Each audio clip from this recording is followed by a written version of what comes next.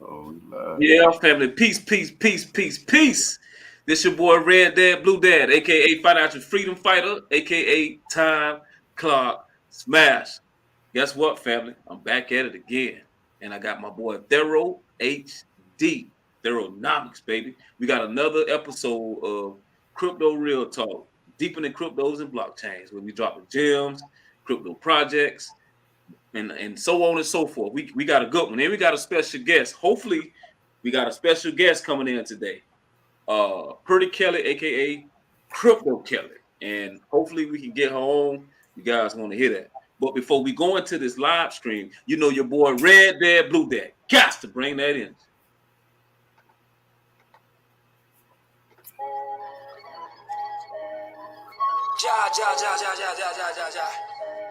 You know we all about this wealth war. You got to make sure you got the right to tolerate the shoot. Let's go, Indigo. Yeah, it's Red Dad, Blue Dad. I'm making that paper. Yeah, Red Dad, Blue Dad. I'm making that paper. Red Dad, Blue Dad. I'm making that paper. Yeah, Red Dad, Blue Dad. I'm making that. How about you? Trying to fight this one, boo. Yeah, no, I won't do. How about you? Stick to the script, get broke, get just like you. The poor get poor every day. Yes, sir. ThoroHD. What's happening, baby? What's happening? Ain't not much, brother.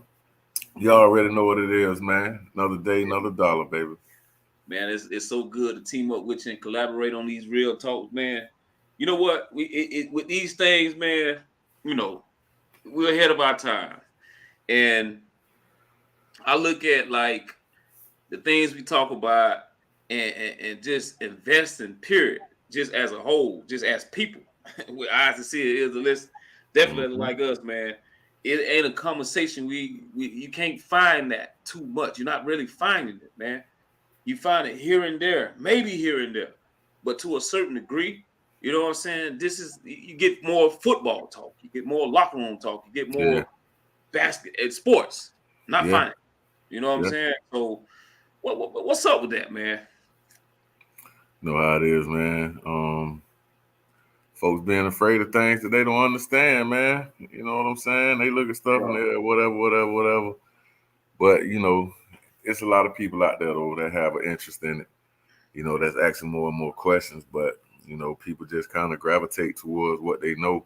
You know, a lot of them scared to step outside that box, man. You know, even though they may want change in their future and their financial situation in their lives, but they don't be willing to step outside that box, you know what I'm saying, and do something that will really help.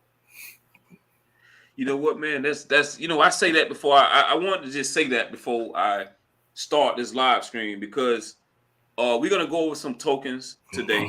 And you know, the reason why I really want to say that, because towards the end of this, if you know, for the family that's coming in, for the family that's gonna watch this later, I want you guys to watch towards the end of this, because I'm actually gonna go into how Red Dad, Blue Dad started, my groundwork, you know, and what I'm actually about.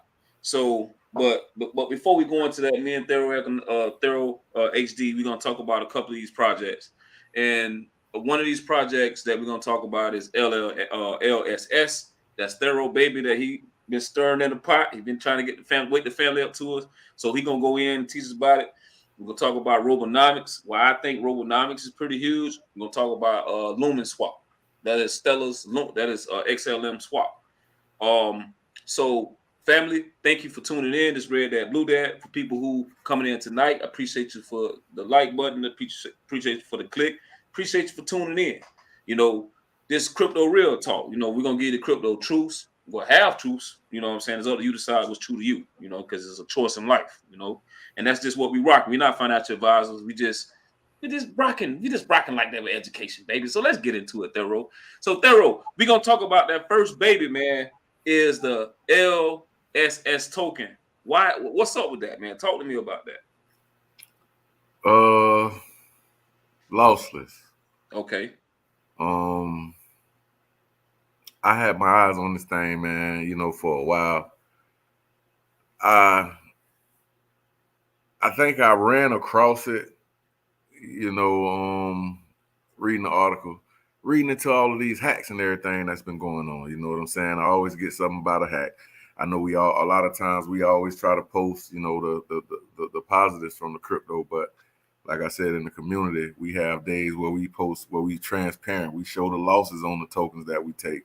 We speak about the hacking. We speak about crypto from all spectrums. And I was looking at it, and it was about a hack, and that's how, you know, it kind of first caught my attention. Of course, looking at it, running crazy at the time, but looking into it, you know, it was like the first of its kind fraud and hack mitigation.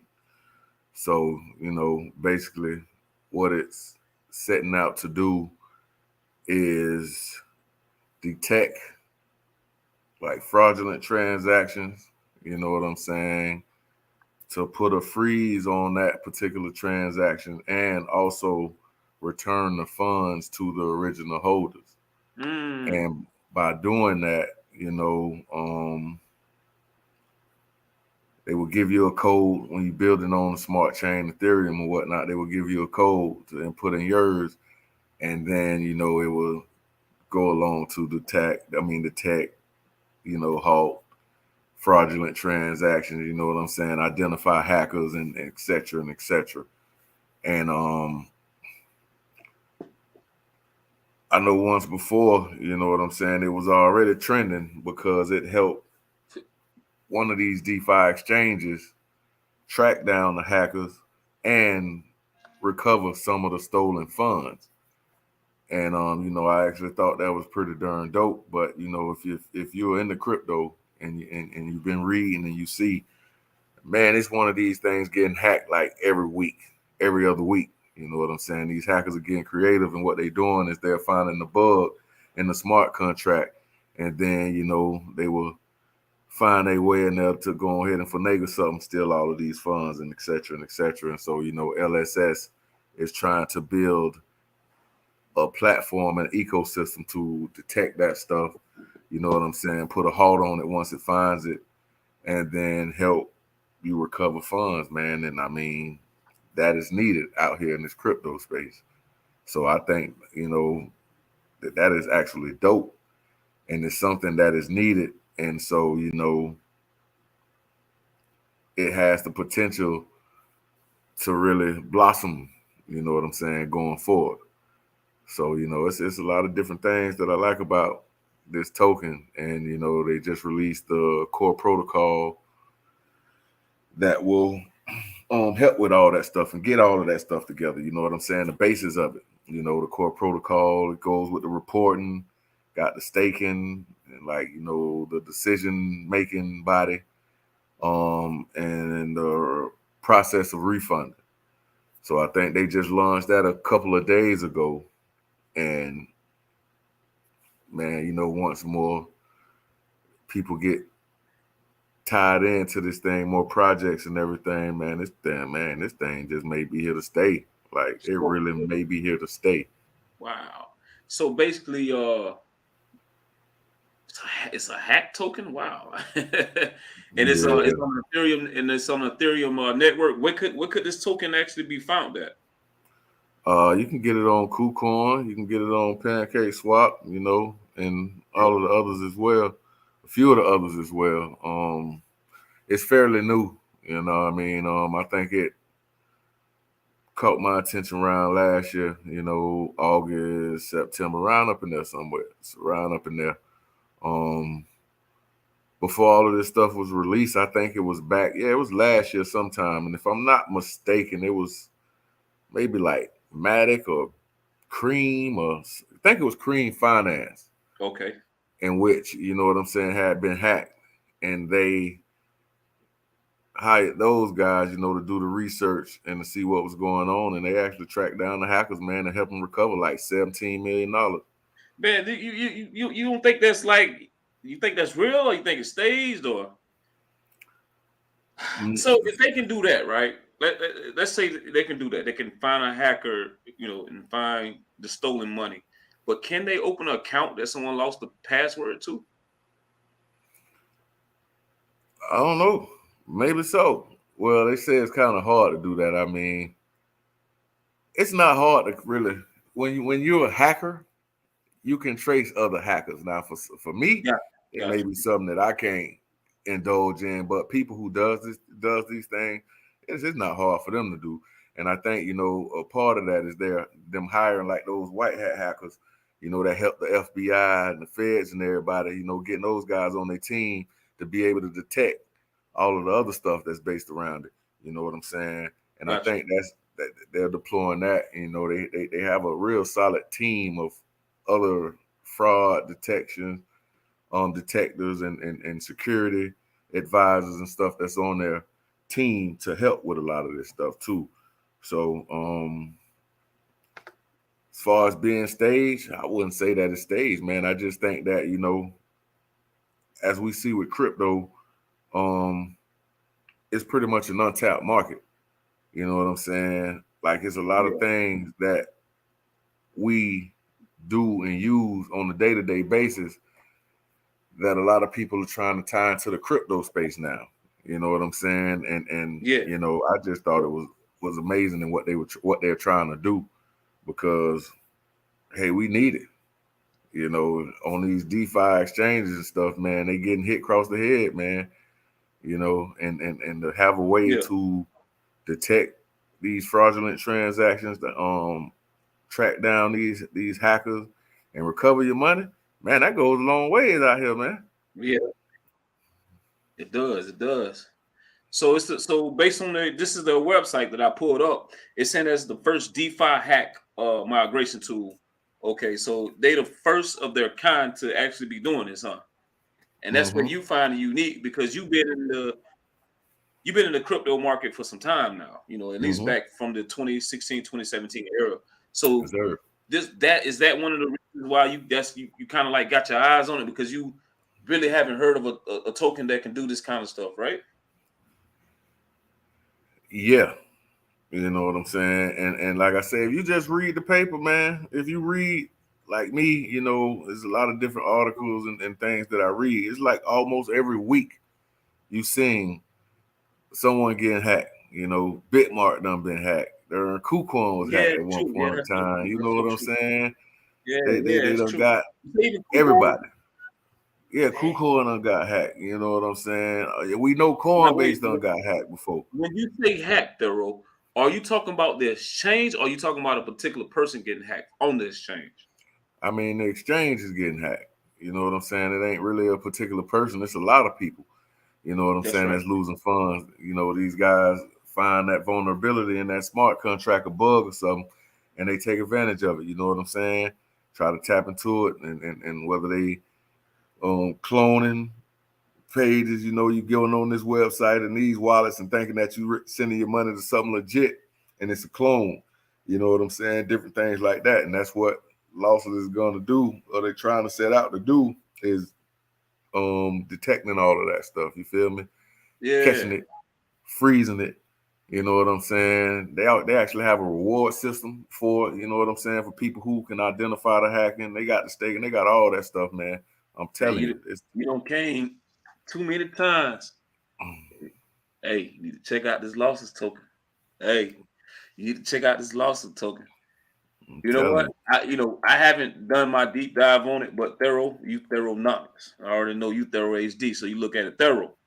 So me, I ain't got time to go around to it. You know, like me, I go in and do my deep dive. But now this is the time that I'm definitely gonna do my deep dive. But you also know that for me to invest into this token, man, what them numbers looking like? What the tokenomics looking like, Thero?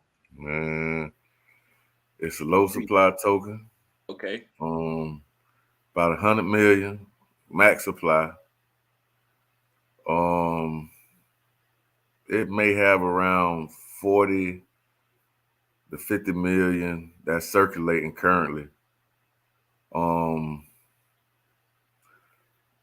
I got in early when it first came. I saw it running, so I played with it for a little bit.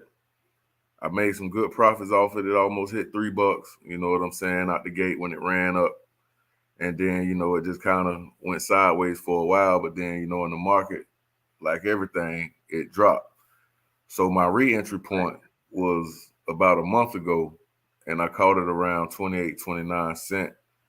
And so it's been at last check, it was up over 100%. You know what I'm saying? Since the time I reinvested, but you know, market cap is pretty low, maybe around 20-25 million. You know what? I'm gonna check it out, man. We're gonna go to corn. We're gonna go to your handy dandy corn market cap and check that out. So I'm just sitting here smiling, man, because I'm like, well, this is what the digital police look like now. These are digital police. These are bounty hunters, man. So here's your technology, fintech bounty hunters. That's what they is. Pretty much. they hunt down hackers, right? Yeah, and get the money back, right? Yeah. So here you are investing to the lost list token. The lost list token. If you think about it in real time, see your boy REDDADBLUEDAD like to break this down simply for those who got eyes to see. This token is a bounty hunter token, and here's your digital bounty hunters right here that hunt down these tokens and get that cash back. So ThoroNomics on the site, man. That's ThoroHD, man. That's ThoroHD, family. So let's go to Thoro like corn market. I mean corn market cap. I like corn market cap, man. You just gave us the rundown off the top of your dome, man, on this thing, man. So let's actually go to corn market cap itself. I may have to. I thought I brought it up. I may have to just go to ain't nothing to bring it back up again. Yeah, man. I like to dive into, you know, I try to make it make sense. I look at it from all aspects, you know what I'm saying, the numbers and everything, to try to make it make sense, you know what I'm saying, because, you know, that depends what my investment will be, you know what I'm saying, the rate of return, the potential of profits and all that stuff. And like I said, it's fairly new, man. It's a fairly new project. Well, we're gonna find out how new it is right now. So I'm to coin market cap. So we're gonna go for the LSS is the ticker. It's lost list token. Okay. One more S. Okay, there we go.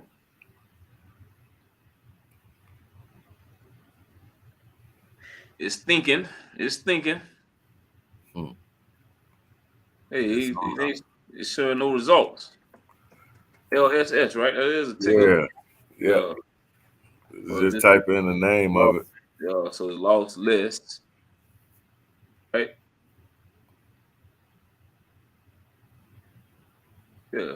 You must ain't hearing something right. Lost is LOSS. Yeah, that's it. Oh, lost. Not with a T. Yeah.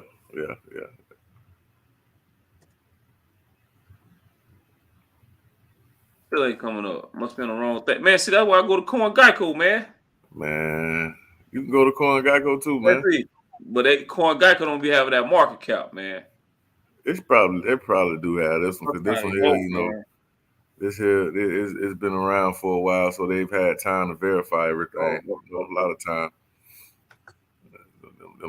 Them projects don't be verified. It take them a while to get them verified. Man, what you typing in, man? Man, I put in LSS, man. The bean came up, man. You tripping. There we go, right there. You got it? That might be a gem we just clicked on. Who knows, man? So here's ThoroNomics handy dandy losses token. So it's at 64 cents, man. Your boy REDDADBLUEDAD 64 cents, kind of like a mature price, man. So I get at what, boy? I still get at about a 7 to 8 out of 10 price entry point. What you think? It ain't mature when you have a low supply token of like 100 million.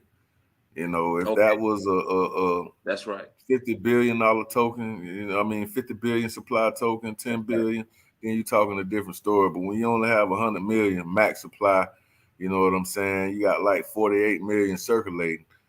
That's a steal, you know what I'm saying? Because like I say, you know, the potential for that, man, to hit whole dollars. And again, basic math, $10 per token, you getting up there around the billions, and then it just grow and grow from there. So, I mean, 64 cents, it may look like a lot for something that's have 100 billion, in supply or circulating, but to have less than 50 million that's out there on the market right now at 64 cents, man, that's a steal, man. Do you think some of these tokens are designed to hit the billions of dollars market cap? I don't know if all of them are. You know what I'm saying? When you go through and you look and you research, it's a lot of tokens out there that have, you know what I'm saying, what I consider a more on the high side of a market cap. All of them are designed to be there. Like I say, man, in 3, 4, 5 years, a lot of these tokens we see today ain't gonna be around no more. That's right. You know what I'm saying? Yeah. I've seen a lot of them come and go during my time doing what I do. That's a good thing you said that. That's a good thing you said that. How do you know what tokens are coming and going? I mean, because man, a lot of people, the reason why I say that is some of these tokens, a lot of people want to play safe. They might want to hodl it. I should say, hold on for dear life. And because they think that everything is just maybe life on these tokens. Yeah. But a lot of these tokens are coming with short lifespans. Yeah. Is it more, have you seen more projects that's considered to be solid, or you see more community coins that goes and comes fast? Which one have you seen since your years of being an investor to digital currency? Well, a lot of these community coins are fairly new. You know what I'm saying? And that's coming in. I mean, over my time, I've seen even solid projects that didn't make it. You know what I'm saying? It's just like anything out here. You know, you somebody build something, you know, or make something, come up with these designs and technology or whatever, they will patent it. You know what I'm saying? And during that time in which they have a patent for like 7 years, no one else can really make any money off of it. You know what I'm saying? And so in the crypto space, a lot of times these folks come out with these projects, this technology and stuff, and they may have a patent on it. And then, you know, they get what they can get. And then you have somebody that will come behind them and will just build up off of what they already have set for that foundation. You know what I'm saying? So, you know, they may take a code and then just twist this and twist that and try to build off it. And a lot of time, man, a lot of these projects get lost. You know, you don't have any real utility. It's only so far that you can go. You know what I'm saying? Like, I don't like these things where it's like all hyped up. You know, it's some that's just here for you to get your profits and keep it moving. It's some that's more of a long-term hold. You know what I'm saying? And do you feel like could you name anything, any project that you feel like may potentially be one of those projects that just may be a fly by night? Just one that you could just take your money and go? Yeah. Do you feel like you're investing in one of those projects right now with one? At least one? At least one? Yeah. See, I got a lot of them, man. A few of those little community tokens and things. I can tell you one of them, you know what I'm saying? I would say that I got one that's Pink Panda. Oh, you know what I'm saying? That one. Yeah, that's one Pink Panda. What about that little happy one we had, man? That one too. I still holding on to it. I'm staking that thing. I can't even find. You know how to find it again? I forgot how to do it, man. Yeah, man. At least should be something by now, because that's been months ago. That's been at least 6 months ago. Well, you got to think, man. It went through the market when everything went like, you know what I'm saying? So everything is trying to come out of the hole right now. And that's why I said, hey, stake it. So during that whole time, you still gaining free money. You gaining on top of what you already put in there. So I pretty much forgot about it, but I still had a link and everything and how to find and see what was staked. But yeah, man, you know, with that being said, right? And the reason why I say that is you know, I'm happy to be part of the community, because community is unity. I got you. Hopefully we can get pretty Kelli on tonight, and you know, everybody that drop knowledge to each other, you know, in the community, is to learn that a lot of these times these projects don't survive is because they don't have enough liquidity and they be on these rinky dinky financial things. And if the financial platform goes down, and they sink right with it. Yep. You know what I'm saying? So that's I'm just only saying that to piggyback off with ThoroHD to make it the family understand that just a little bit more. One of these platforms that hopefully we're gonna talk about today is MML Finance. So hopefully we can get pretty Kelli free up tonight and get her to speak on that because she's highly intelligent and understand how that work. But Thorough just went over the lossless token. He gave you his ins, he gave his outs. He's telling you, well, not financial advice, how he feel about the lossless token, why he feel about that the price that it is still a baby price compared to the market cap of the token. You know what I'm saying? So that is the lossless token. I'm definitely gonna take a deeper look at it. He don't brought that to the family several times. So I'm rocking with ThoroHD, man. I'm rocking with ThoroHD all day, every day, baby. So Thorough, man, that's what we're gonna do on that project there, the lossless token, man. Amen. I know this next project that we're gonna talk about. Let's go to let's go back. I'm sharing the screen, so let me just go back to the live screen real quick, see what's going on. Oh, we got some people in the building. Now it's time to shout some family out. Oh, okay. We got her in the building. Oh, she's there. Let me let her in. Hey, family. We got pretty Kelli in the house. Peace. Hey. Doing. Hey. How you guys doing? Yeah. Happy to have you. Positive. We positive. Happy Easter. Yeah. All that stuff. So how can I introduce Pretty Kelli to the family that's coming in? Shout out to Arm Jr. He said he just looked into cryptocurrency development, but he became a developer. So shout out to you. He said, I remember looking to the LS token a while back.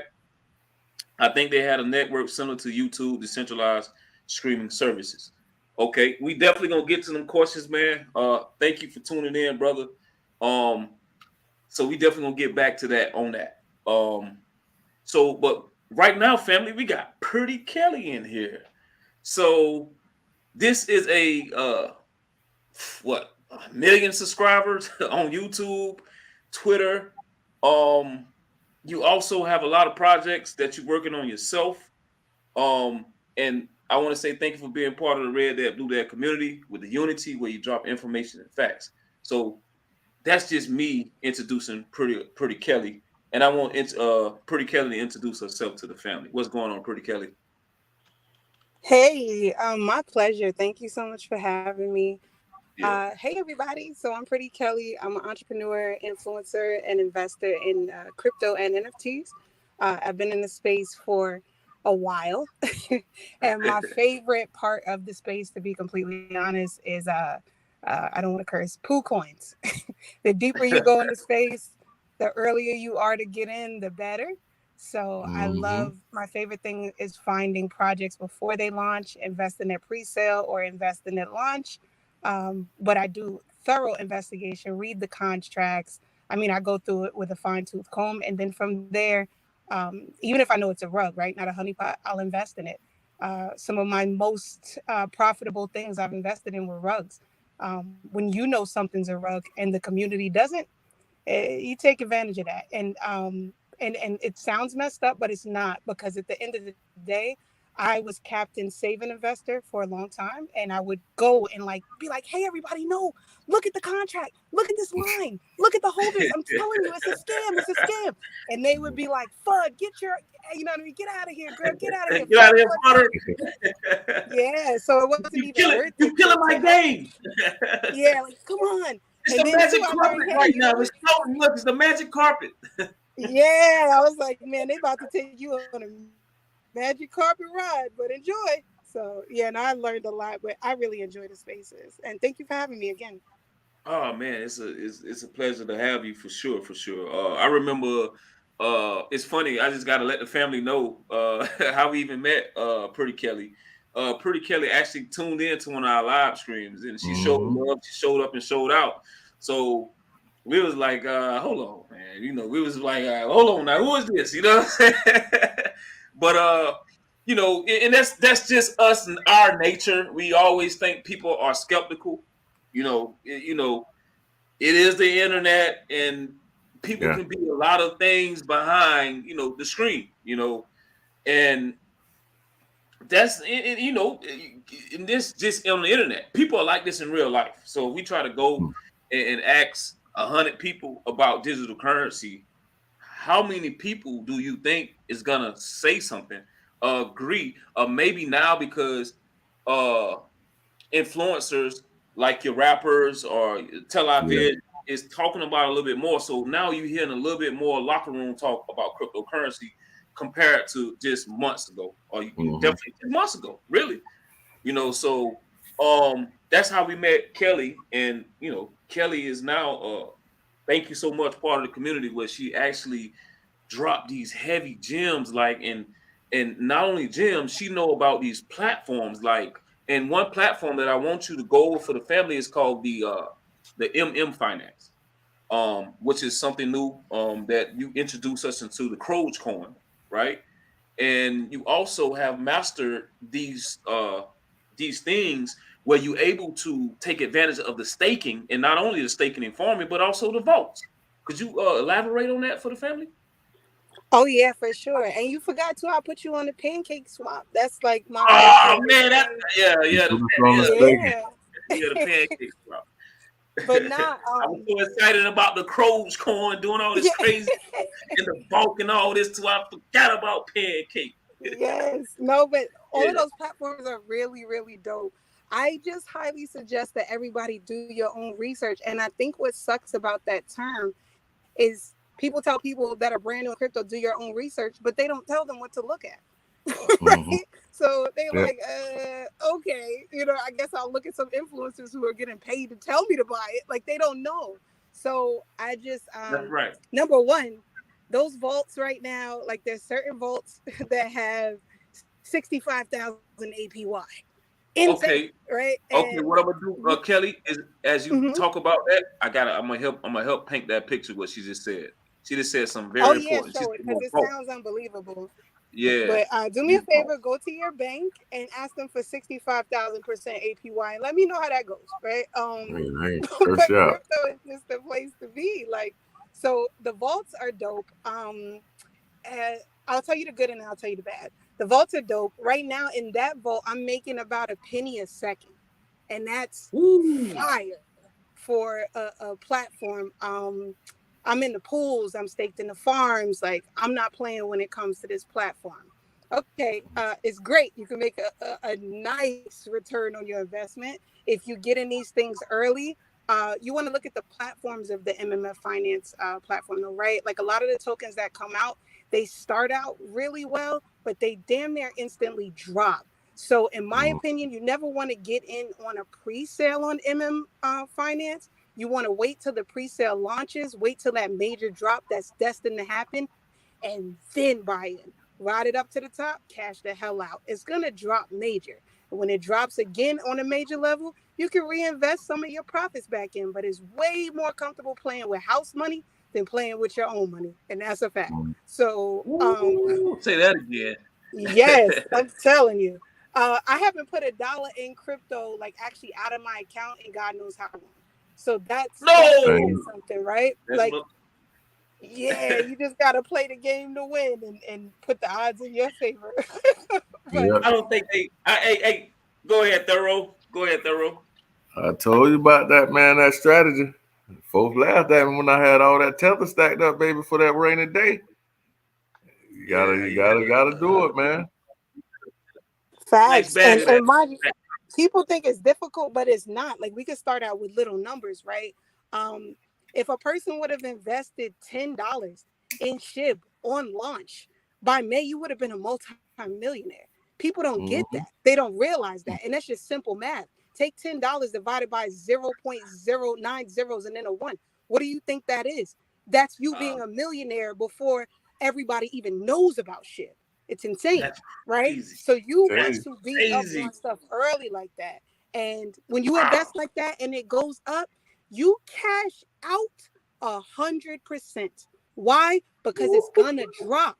And then when it drops major, you buy back in with anywhere from 50 to 90%. It doesn't matter. You're putting in damn near 9-10 times or more what you initially put in, and you still got money in your pocket. Still got money. So you feel me? So it's just, I don't know, it's just a dope thing. Now I'll tell y'all guys the bad things about MMF, which I think is really important.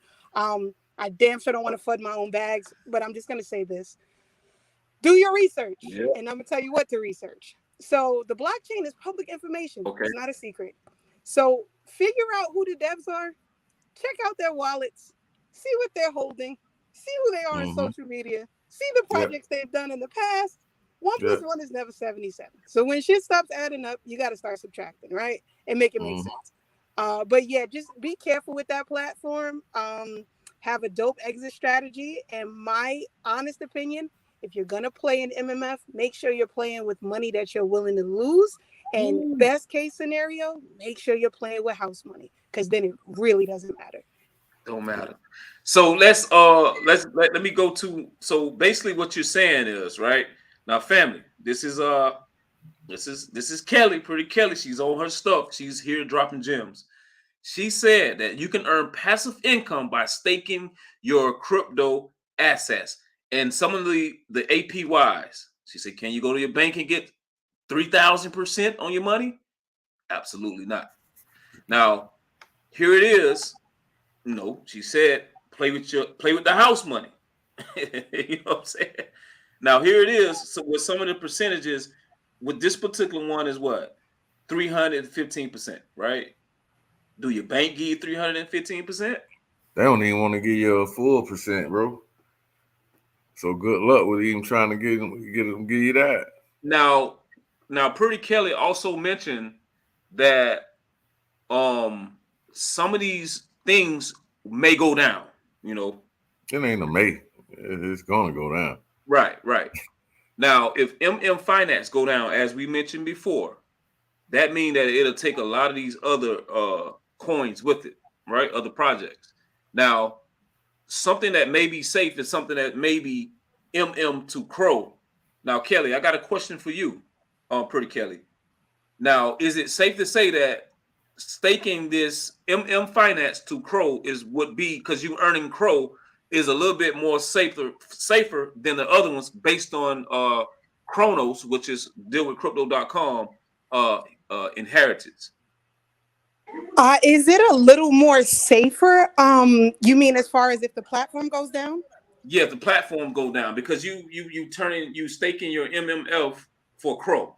So it's not no, that's not safer, because if the platform goes down, that whole pool and farm goes down too. You lose the Crow too? Go away.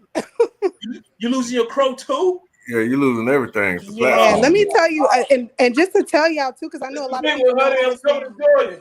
What'd you say? Huh? I said, what did you say? I didn't hear you. I just did a Fred Sanford. My money going down on the platform. It's the big one. Yeah, people gotta understand, right? Like I've been in a space to where I was in farms, I was in pools, and I was chilling at the pool, man. And the next day I woke up and the whole exchange was gone. It happens, people. It happens a lot. So I mean, all you could do is really do extensive research, and then from there, take the dopest educated guess you can and invest.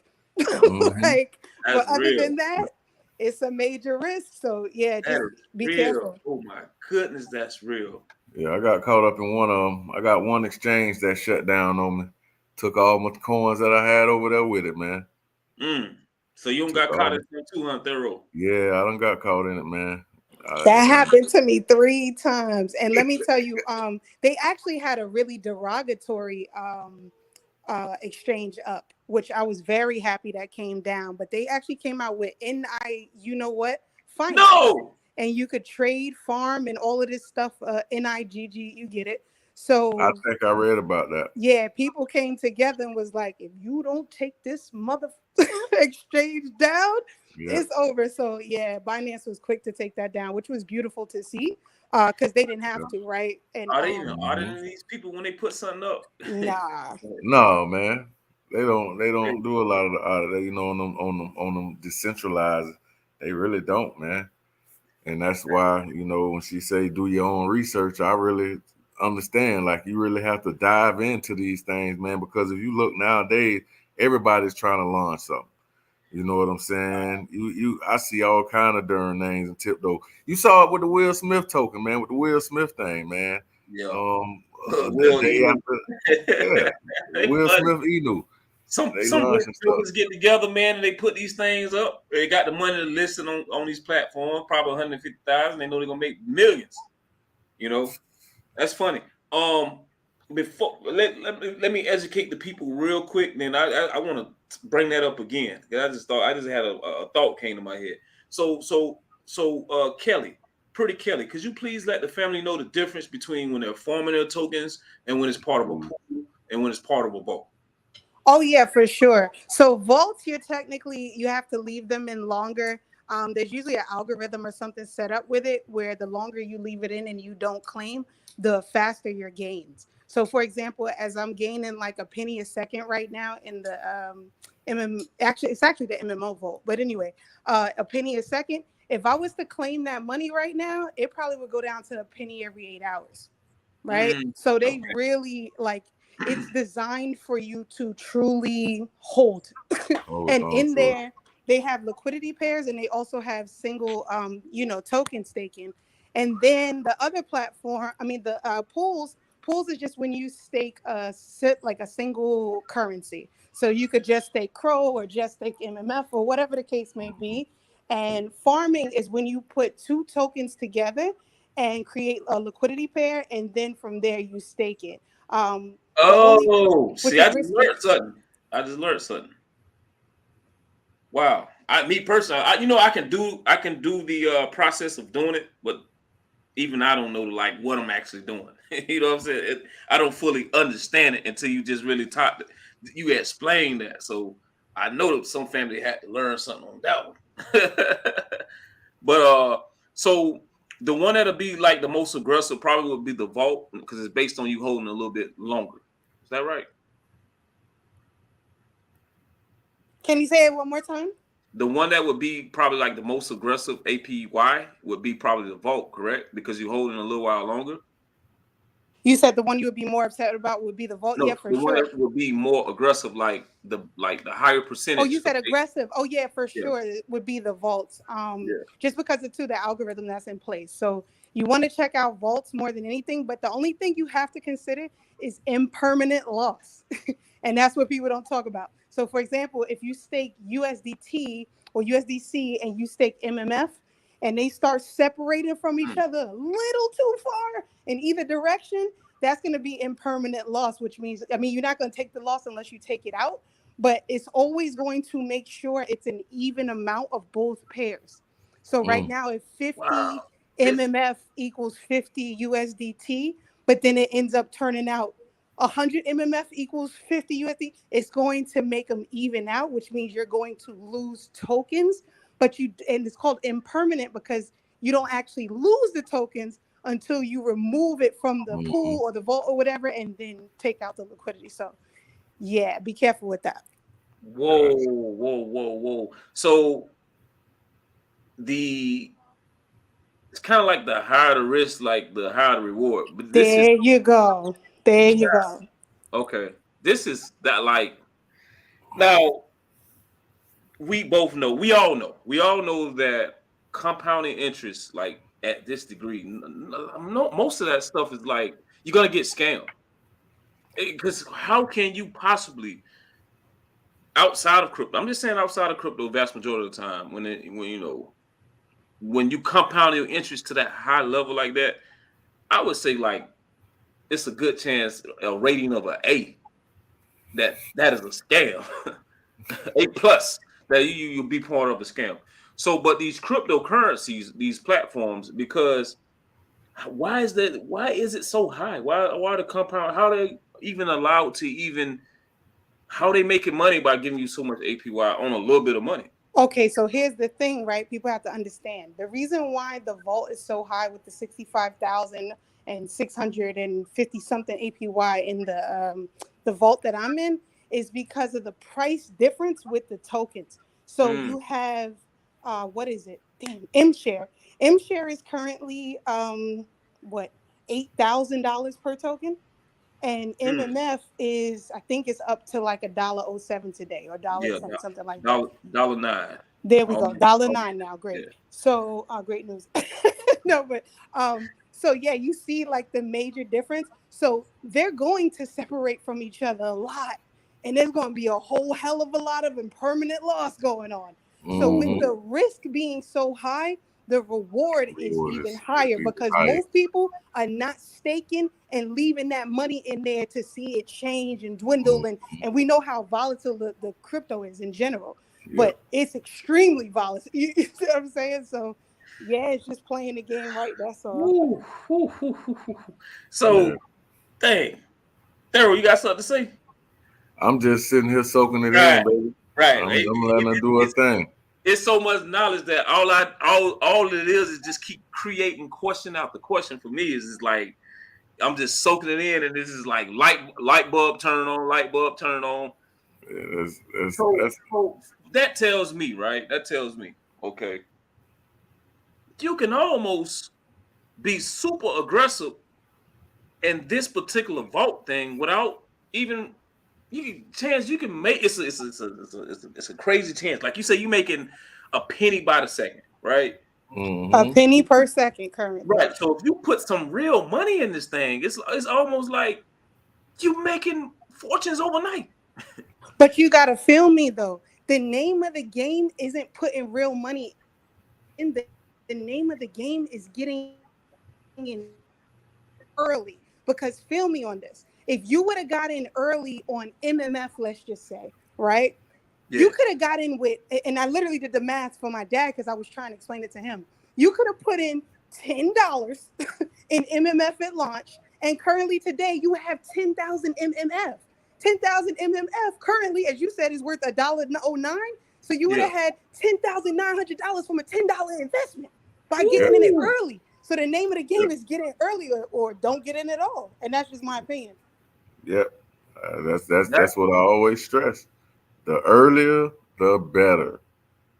You know what I'm saying? You maximize your profit potential, man. You know what I'm saying? The earlier you jump in these things, and that's why I tell you, man. When I get out, I search those early, fairly new projects because during my time, like those are the ones where I have maximized the my earning potential the most.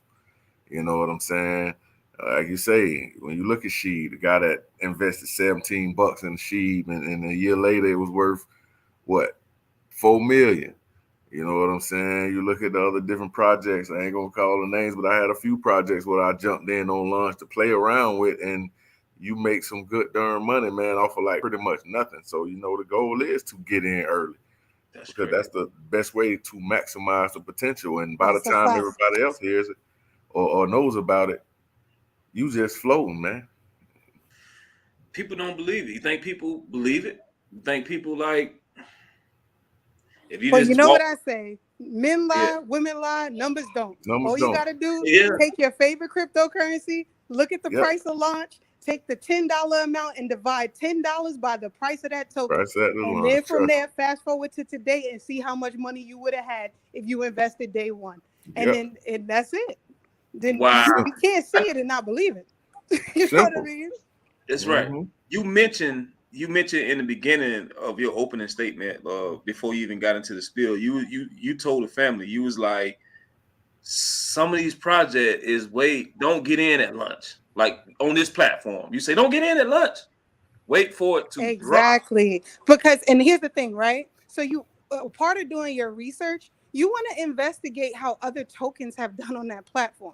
So if you see they've launched 8 tokens, and each and every freaking time it launches extremely high, and within a few hours it dips to hell,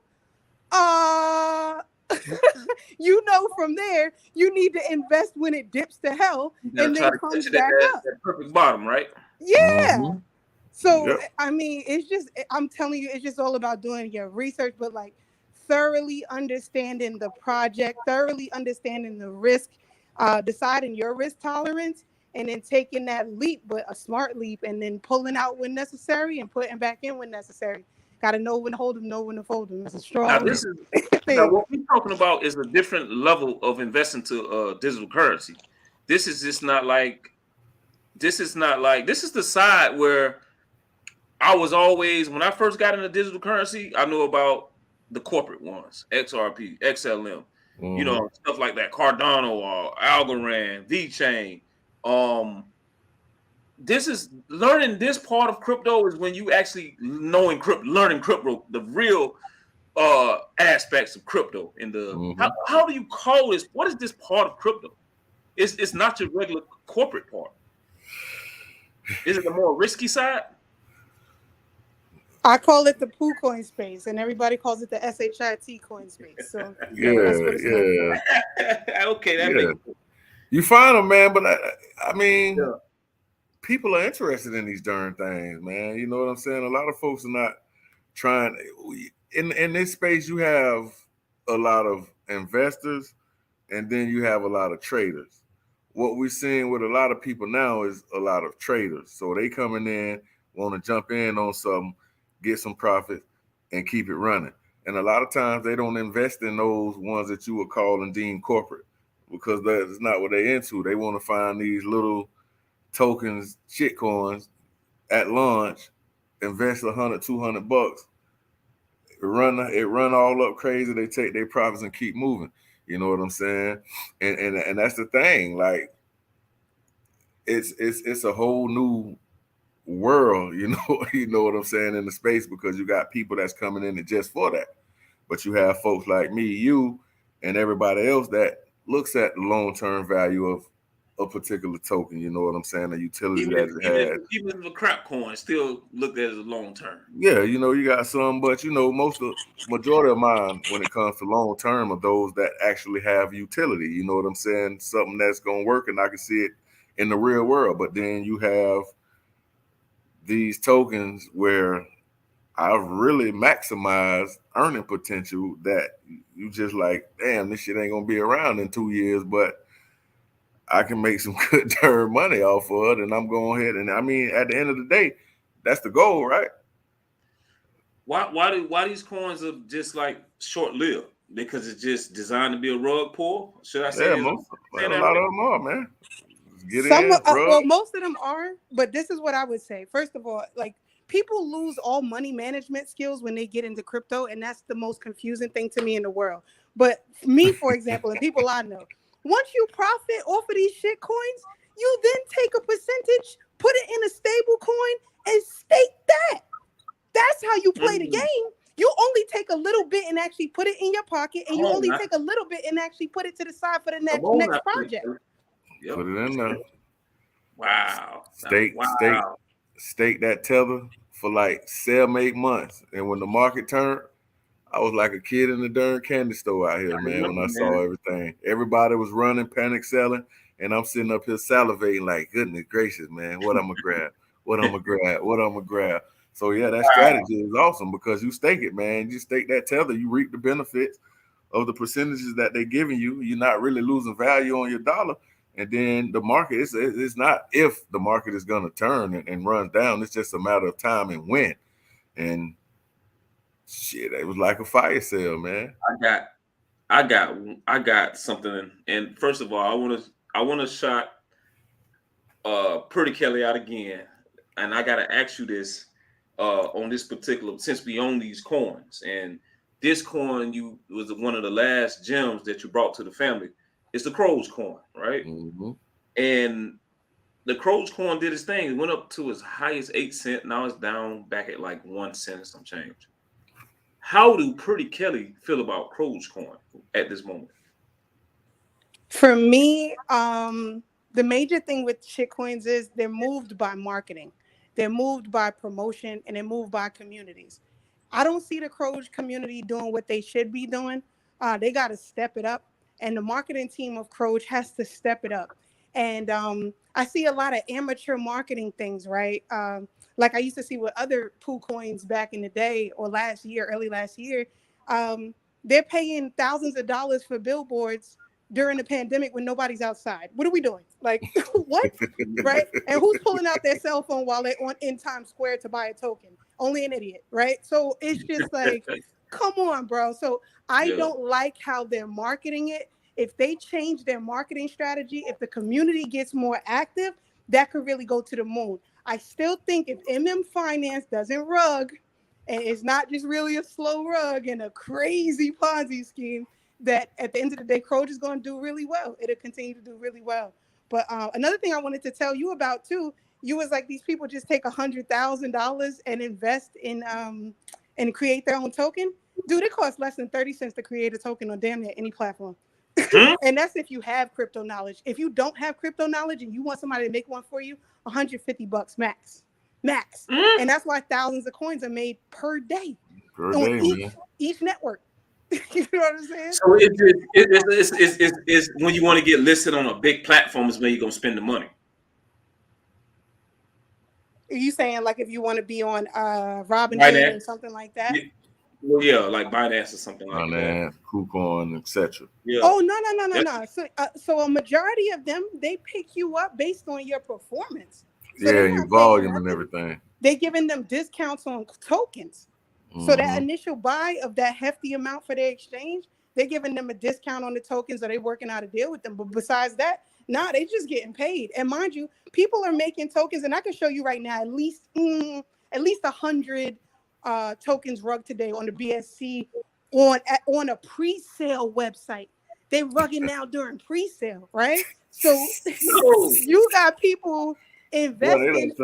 Yeah, and the project has like literally they pay 30-something cents to make the token. They put the token up there, and then from there they say, okay, look, we need 1,000 BNB to start this project. They get the 1,000 BNB. They don't launch it. They snatch the money, and that's it. Or they launch it. It's a honeypot, and everybody's done off. Like it's just what it is. Do y'all see some type of police for that coming soon, or is already here?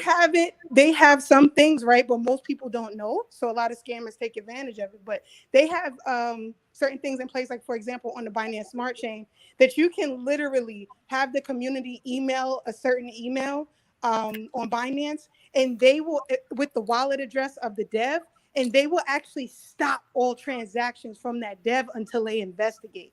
That's fire, right? Because then they could confiscate the wallet, go back, send the funds to the people. That happens. That's extremely rare. So it's just in everybody's best interest to know how to do your research so you don't invest in honeypots. And if you're going to invest in rugs, you know when to get out. That's all. Wow. And that's the key. Let me say peace to we got some brothers in the family in the house, man, from the communities, man. Peace to the Peterson, man. Peace to Phantom Beats.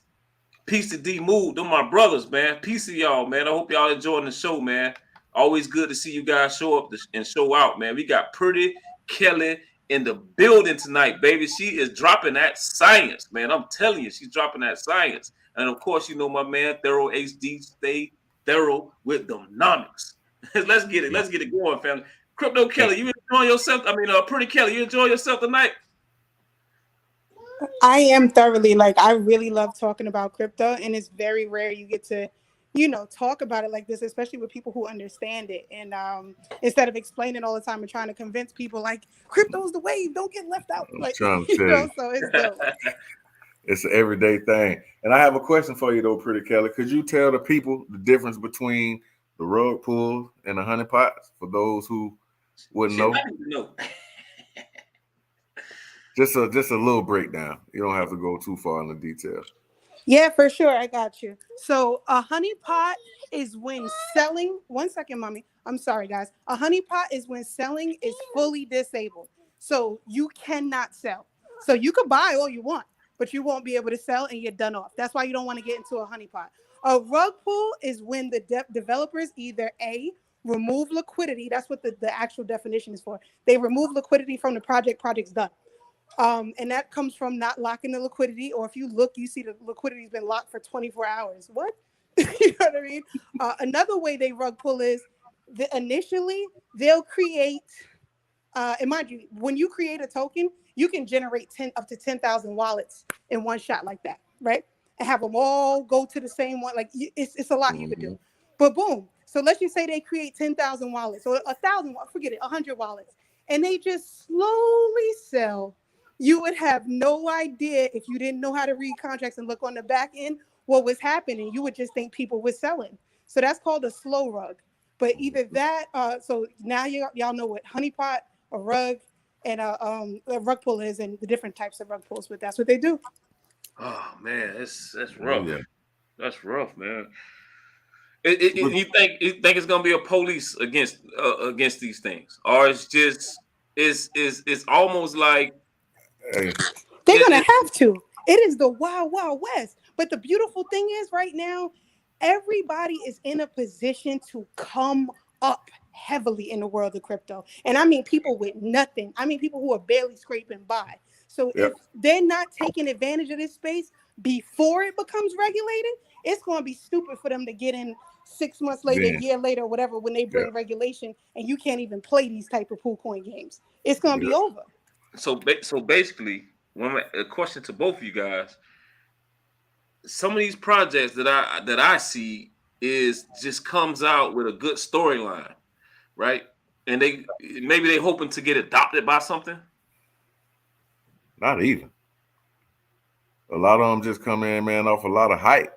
You know what I'm saying? And they base a lot of this shit off of just hype, man. You know, paying these actors and rappers and celebrities to hype it up, and then shit, pew, it's gone. You know what I'm saying? The storyline, man. Most of them don't even have a storyline. As you see, they just come out of nowhere. And we have tons of examples, man, just daily. If you look on CoinMarketCap, CoinGecko, you will see these new tokens that's listed daily, man, just out of nowhere. You know, and some of them be hidden, and I know they rug pulls. You know what I'm saying? So that's when regulations hit. Those are 99%. Those are the 99% of cryptos that's going away because they ain't gonna make the regulations. No, a lot of them won't, in my opinion. Yeah, so like that's she was 99. saying, 999 million people can make a crypto, but only 99 cryptos gonna make it. Once they start to regulate, you know what I'm saying, everything, which Sleepy Joe trying to get into now, once a lot of that stuff come around, then it's a lot of them won't even make the cut, you know what I'm saying, as far as trying to build or even launch, and it ain't gonna make the cut. And like I say, you know, there's ways that they have to detect a lot of this stuff now, you know what I'm saying, but it's rare. But along with that token that I was just telling you about earlier, you know what I'm saying, they're gonna kind of be the as you call them, the bounty hunters or the police of the crypto space, man. You know what I'm saying? Yeah, so you know, I got a question. Another question. You know, your boy REDDADBLUEDAD got two smart people up here, man, in crypto and in real world too. If we created our coin, like, how could we give our token utility? Man, you find something that's lacking in the space and try to just tap into it. Look at the rocket. You know, it found the loophole with the case that was going on. You know what I'm saying, with the thing, and hey, they found the loophole, and hey, Visa, MasterCard want to stop allowing these sites, you know what I'm saying, to use their logo to use your cards to purchase this content. Hey, we will build this application, and you can. There's a lot of ways that you can, you know what I'm saying, find utility for something, man. You know, just tap into an untapped market. So basically, I go search for a problem and I sell the companies the solution, and that's what gives it utility. It's a little deeper than that, but you know what I'm saying, man. It's a little deeper than that, but you know, it's like I say, man. You know, when I look at stuff, I look at how it can be used in the real world. You know, shit, you got loans, you got banks right here in the crypto space. You know what I'm saying? Look at the tail coins. You know, they got the utility based on cross-border payments, remittance, and all that stuff. You know, hey, we don't have this system to send money over here to the Philippines quick enough. All right, well, we can do this here with the phone company, with the telco. You can purchase this coin, you can send it to your folks instead of them having to wait 3 or 4 days to get their money. They can get it instantly. You know what I'm saying? Here and there, you use your phone bill to pay for it. If you don't have a bank account and the cash, hey, just add it to your phone bill and stuff like that, man. So, it's a lot of ways that you can really seek out what needs to be done out here and just use that to try to make utility for these tokens, man. I mean, a lot of them don't have it. They make up stuff. We're going to do this with, I mean, at the end of the day, when you look into it and you really indulge, it's not that many, you know what I'm saying, in my opinion, that I would see that would have like a long-term value. Yeah. And when I say many, out of the thousands and thousands, maybe if it's 10,000, I would think that maybe it's like 500, that will actually, if Sleepy Joe was to come down and put a crack on everything right now today, majority of them wouldn't even be around, man. You know what I'm saying? That's a whole fact. I agree completely. But I think creating utility is easy, right? People just think shit's hard and they just make it hard in their mind. But for example, why nobody's created the Black-owned business token is beyond my comprehension. That makes no sense to me.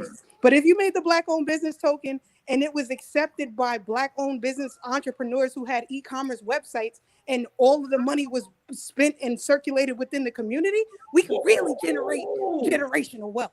But our people just don't think that deep, and they think they have to. Okay, so my token's gonna make cars fly. No, bro, it don't gotta be that deep. That don't have to be the utility. It could just simply be Black people spending our Black dollars amongst our people and ourselves to buy services and products. The end. You know what I mean? You just became the sheep pop of crypto with that statement, man. Sheep pop. Yeah. That's something that I never even thought about. Wow, that's powerful, man. You know what I'm saying? Something that's simple. I don't think the family know who Pretty Kelly really is. That your name just like your persona is just huge, but it's hidden on a Pretty Kelly, so you just get by, and you really a warrior. You're a killer. You're a killer. Thank you. That's how it's gotta be, right? People underestimate me. They see my beauty and they're like, "Oh, look at that pretty dumb chick with the big boobs." Okay, But hey, guess what? Playing dumb gets you way farther in life than showing off your I see it does. That's crazy. Yes, it does. Say that. That's crazy. Wow, that's so crazy. That is a real statement, man. Because I see it in real life all the time. This guy, man, a guy at work, he played like Forrest Gump, man, but he gets by because he played like Forrest Gump. You know what I mean? But it's funny. I mean, if you know your stuff, you the one to get the most abused. Like, hey, man, we need you to do this and do this and do this. And the person that just plays like they don't know much and just play that Forrest Gump role, get everything, man.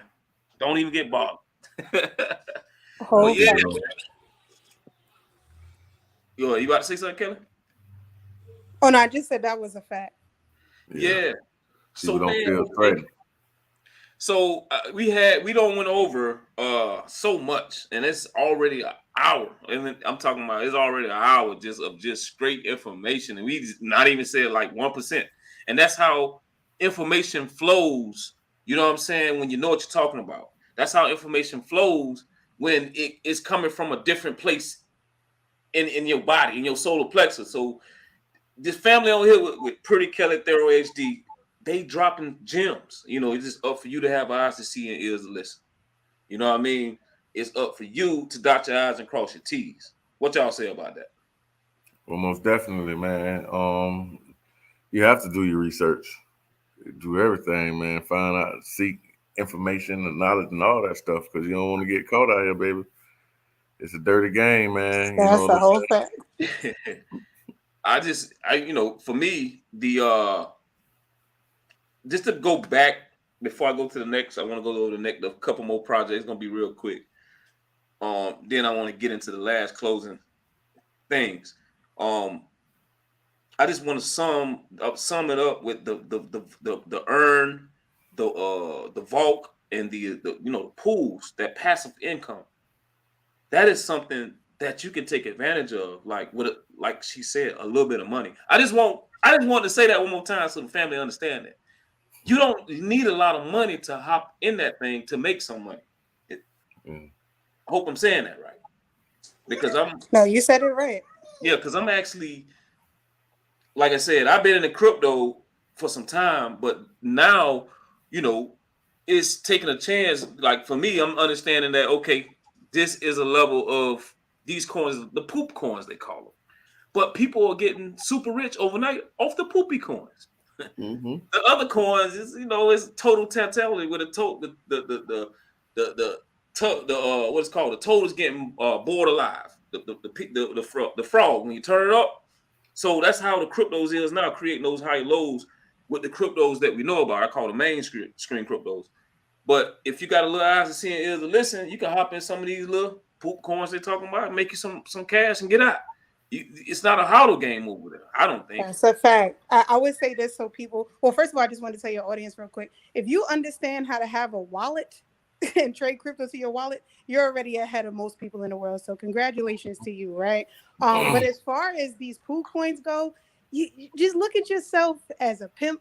Pool coins are the hoes. Let them get your money and bring it back to your wife. The Ethereums and Bitcoins and XRP. Exactly. That's all I'm saying. That's it. Yes, yes. I like that. I like it. Like I say, I'm just stepping into, like I say, I would call myself a safe investor into cryptos. Like I wouldn't really never touch these coins, but okay, hold on, these coins are making some people some real good penny, and now I'm getting a taste of it.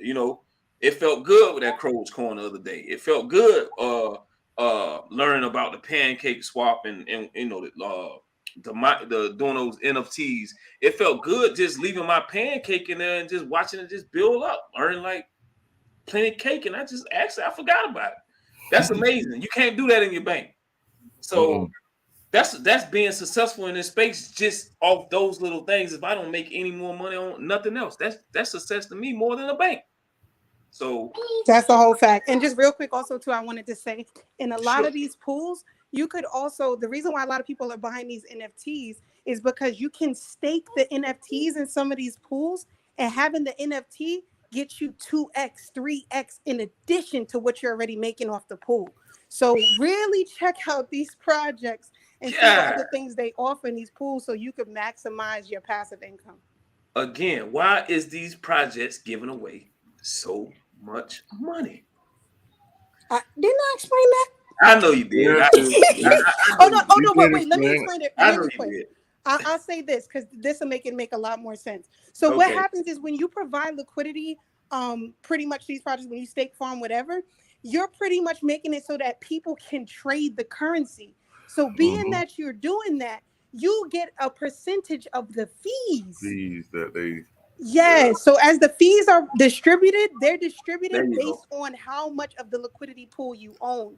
For example, if the fee, like Ethereum, if the fee is $100 and there are 10 people in the pool and one of them owns 90%, $90 is going to that dude that owns 90% of the pool. Per transaction, you understand? So that's what it is. Yeah. Boy, I learned. Boy, that's what I say. I love it. Yeah, I love it. I get it. It's like that's what your banks run off of fees. They charge you for everything. And don't pay you nothing though. They don't pay you nothing. They don't pay you nothing back, but like crap. Yeah, that's the difference. They don't pay you nothing. Banks are definitely have to go to crypto. If you're not investing in the cryptocurrency, you're still in the 1980s. That's not me. That's the economical reform.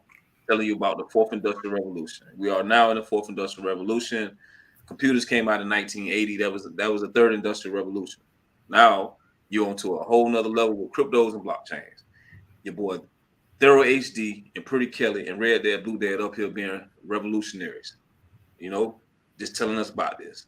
So let me go into these. Time fly by. I just want to just go over this real quick. I just want to drop something else that I feel like that I feel like is very sneaky. And the reason why I'm saying it's very sneaky, it is actually the XLM. It's their swap. It's their real swap that they have.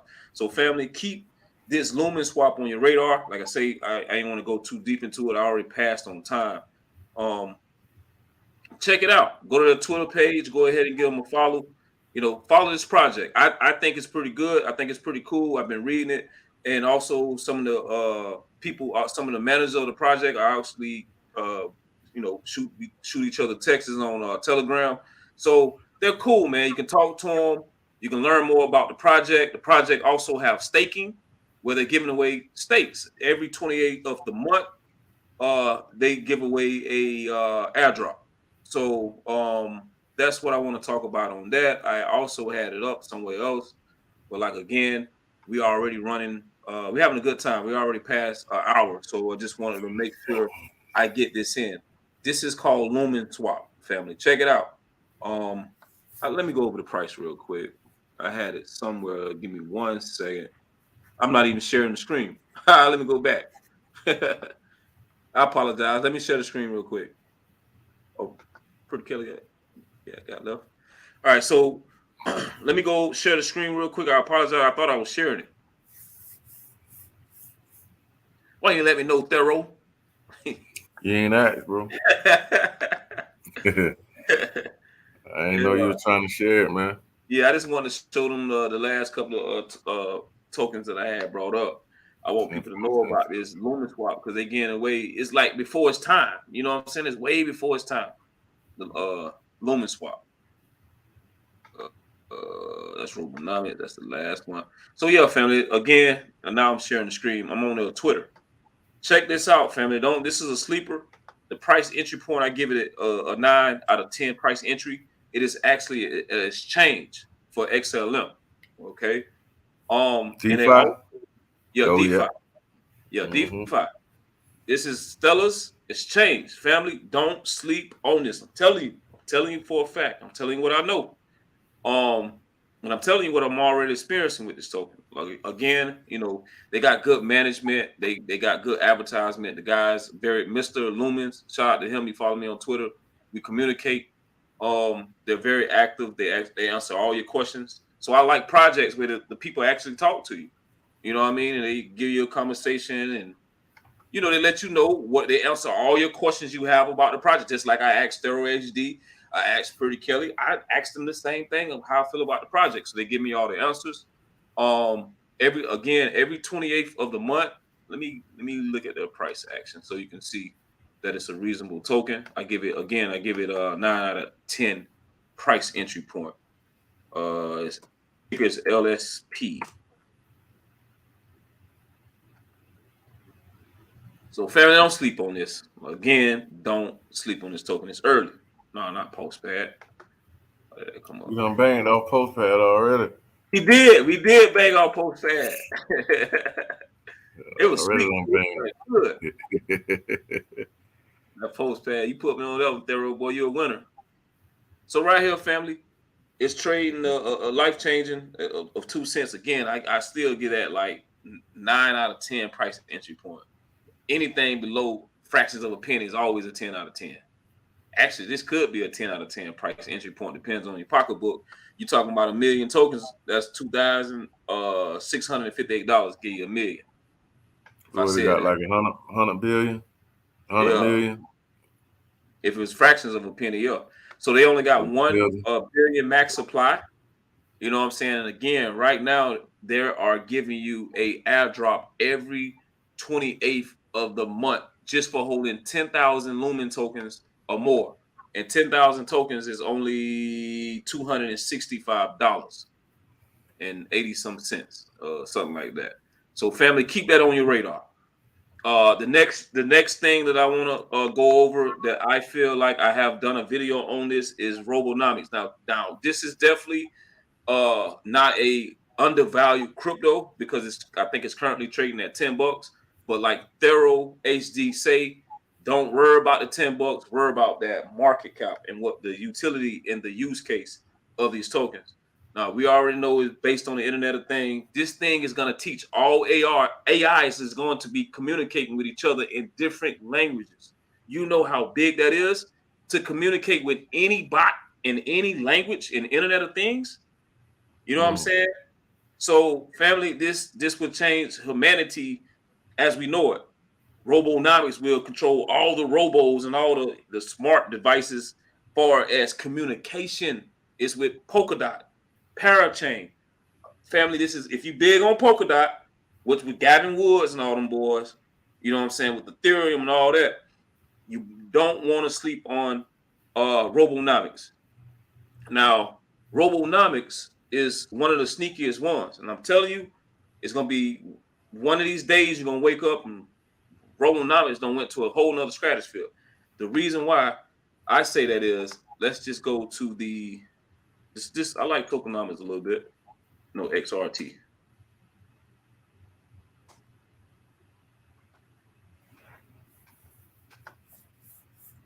Just look at the tokenomics on this particular project, right? Of course, it's trading $10.74. That is mature. That, to me, that's a mature price. But I mean, Thero, you know me, I like to buy at least 100,000 more, man. I ain't trying to. Well, this at that price, I want at least 10,000, 1,000, a minimum. If I did a token challenge, I said let's do a 1,000 challenge at least, just $1 cost average. You know what I mean? Because I know, huh? I'm gonna say what's the come on, man. That thing got 9 million, less than 10 million total, man. That's what I'm talking about. That's what I'm talking about, man. This is going to change your life, man. Only total supply. It's not the max supply, but the total supply is only 9 million. You know what I'm saying? I already went over 1 million circulating. Yeah. Circulating is, yeah. So market cap, look at that, 12 million. You talking about you talking about Yearn Finance numbers, man. That's what I'm talking about, man. I didn't have eyes to see and ears to listen when Yearn Finance came out with $2 when it was on Coinbase. The next thing you know, that thing trading at $30,000. What? I would have been telling my boss I ain't coming back. With 2 of them. You got 2 of them. 3 of them. You know what I'm saying? 100 of them things. Yeah. So family, you already know I dropped a podcast on Robonomics. Make sure you go back. I did a deep dive. Huh? So it had an all-time high of almost $500 already. You see that? Yeah. Oh yeah. 460. Right. 460.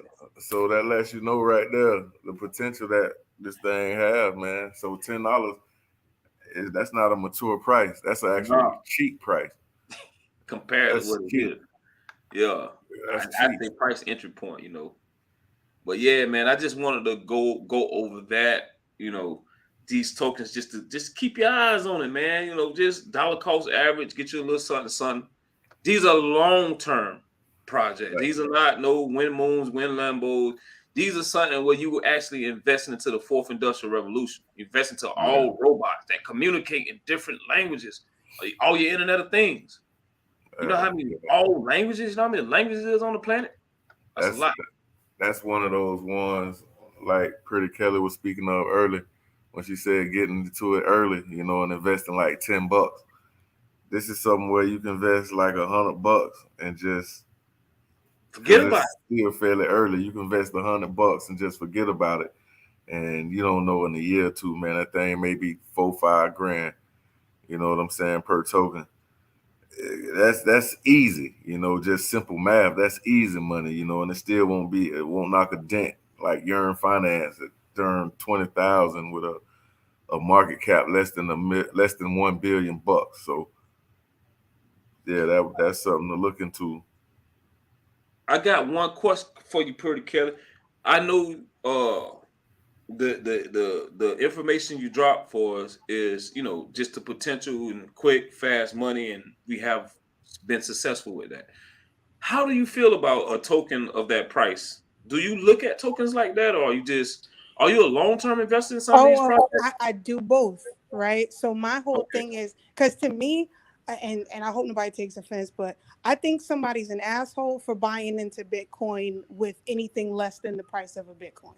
It doesn't make sense. If you want to play how the ball is play and play how the ball is ball and really come up, you should at least be matching the coin price, right? But to get that money, most people don't have. That's most people's yearly salary. So you play in the pool coins, you get the money, then you put it in the stable coins. But for me, I like to get in on projects like that early. And mind you, by the time it hits Coin Market Cap or Coin Gecko, sweetie, you too late. That's not early. Too late. You want to be in it when it launch or at pre-sale. Yeah. You know what I'm saying? Because think about it. If you was in the pre-sale of Lumen Swap, where would you be this moment? you get what I'm saying? So it's just getting in these things very early. And then at that point, staking and or farming if you can. And then you'll never have to worry about dollar cost averaging because, to be honest, you'll never always see the be up. prices that you bought in at ever again. Yep.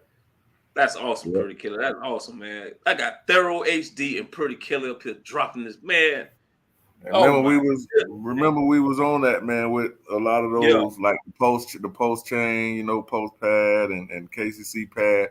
When I was looking into all that, and I told you like some of these things, and we watched them, a couple of them, where the pre-sale price was like 0.2 of a penny, and we watch it at launch go up to 60 and 70 cents.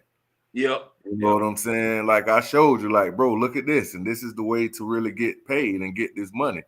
And we literally pre-sale will be 0.2 of a penny, and 5 minutes after it launched, it's like 30 cents. They got rich. They got rich. Yeah, that's crazy. Like, how do you get in? That's what you kept saying. How we get in that? Then we came out with the safe haven. You know what I'm saying? And like the money pooling and all that to get in those type of projects because you need a bigger bag, right? To get in those well, those particular ones you did, you know, because you had to be staking. Yeah, you had to be staking a certain amount of this particular token to get in on the pre-sale, just to get in on it, you know, and that wasn't even to purchase, you know, you just had to be staking like some of the ones we was looking at. I think you had to be staking like 100,000 or 10,000, 15, 20,000, you know, KCC pad or ADA pad to get the pre-sale tokens that they were launching on. But man, it's well worth it though, because you know, just to see that stuff, you know, 0.2 of a penny, you put $100 and that thing is up 70 cents. You know what I'm saying? It hit its high, and then we'll see it go crash on down. And you know, that's the way people literally become millionaires. But let me tell you how I do it with what you just said, and this will probably make a lot of sense to a lot of people. So what I would have done in that situation, buying in the pre-sale, as soon as it hits that first or second all-time high, I cash out 100%. Why? Because you know the next thing is a major dip. So if you bought in at 0.2 of a penny, it goes up to 30 cents, you completely sell. It drops to a penny, and you put in 90% of your profits. That's still way more than what you initially put in. And now you just ride the train up to the top, or the elevator to the top floor. You feel what I'm saying? Because you still got profits to play with that you got sitting over there. Absolutely. And you're playing with house money, and you're letting it do what it do. Absolutely. All right. Okay. This is what we're gonna do now, fam. Now, Pretty Kelly, is up to you. You came in, you dropped that science. You came in. And shout out to the family that's coming in now. We already went over some great stuff, and we already an hour and 30 minutes in. And so, but it was very well worth it to me because I learned tonight, and I appreciate this family, Pretty Kelly, ThoroHD, for just dropping that energy to myself alone, you know, and I hope the family do as well. We went over the loss list token. We went over the MM Finance. We went over the Robonomics. Went over the Lumen Swap, and we just dropped straight knowledge on you guys about these projects and some gems. So this half, I'm gonna edit this video, is definitely, this is the real talk where we just go into like just people, and we don't did it already. So now Pretty Kelly, I just want to you know, I don't know if you're busy, you know what I'm saying, then I understand. But if you want to rock with us, we'll love to have you for this second half. I'm rocking with y'all. Y'all got me. Let's go. Oh, let's get it. So family, now we at hour and 30 minutes. So I'm gonna edit this video, just cut this to the second half, just that real talk. So basically, what we did tonight is what is a rare thing. It's a rare thing. Definitely, it's a rare thing. RDB, what's up? Ooh. Oh, excuse me 1 second. What's up? Yeah, let's see what this is. I'm digging it. Hey, appreciate you, man. Thanks for rocking with your boy. Thanks for rocking with the family, man. Much love to you, man. Shout out to you.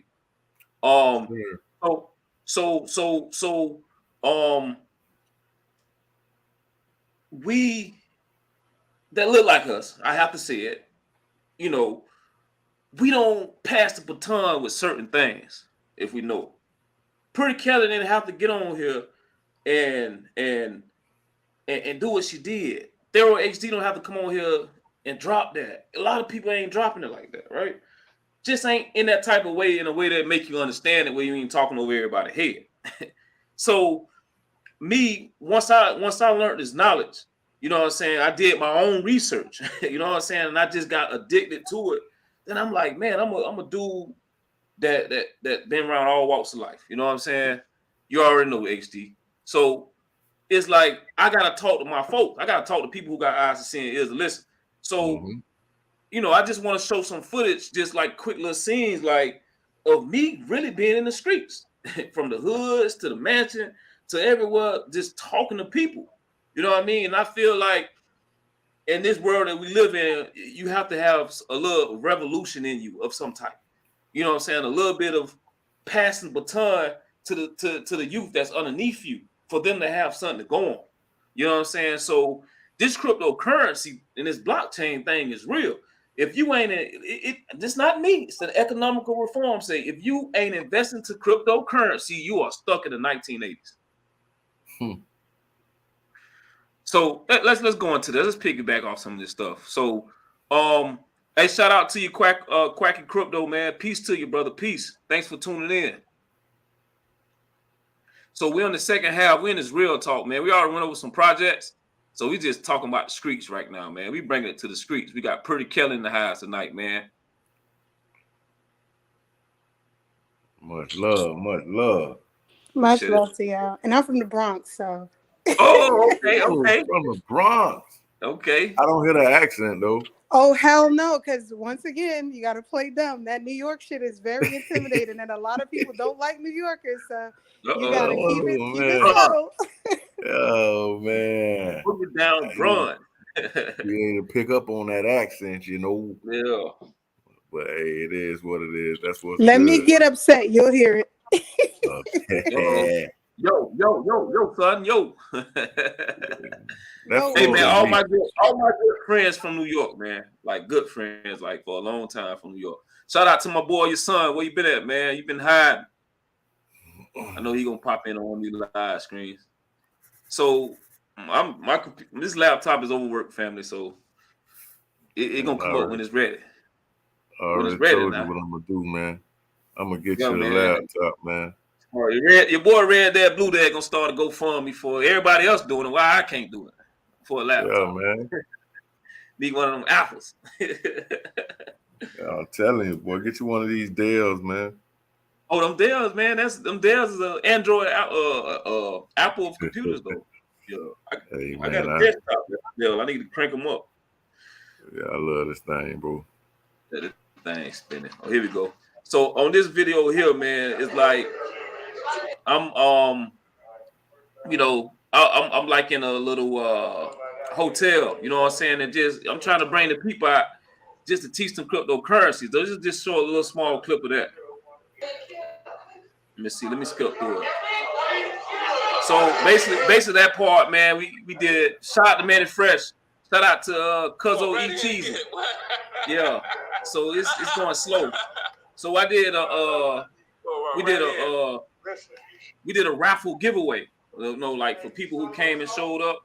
So we gave away like TVs, gift cards, just to teach the people crypto. Man, they ain't doing. Hold on, something else must be playing.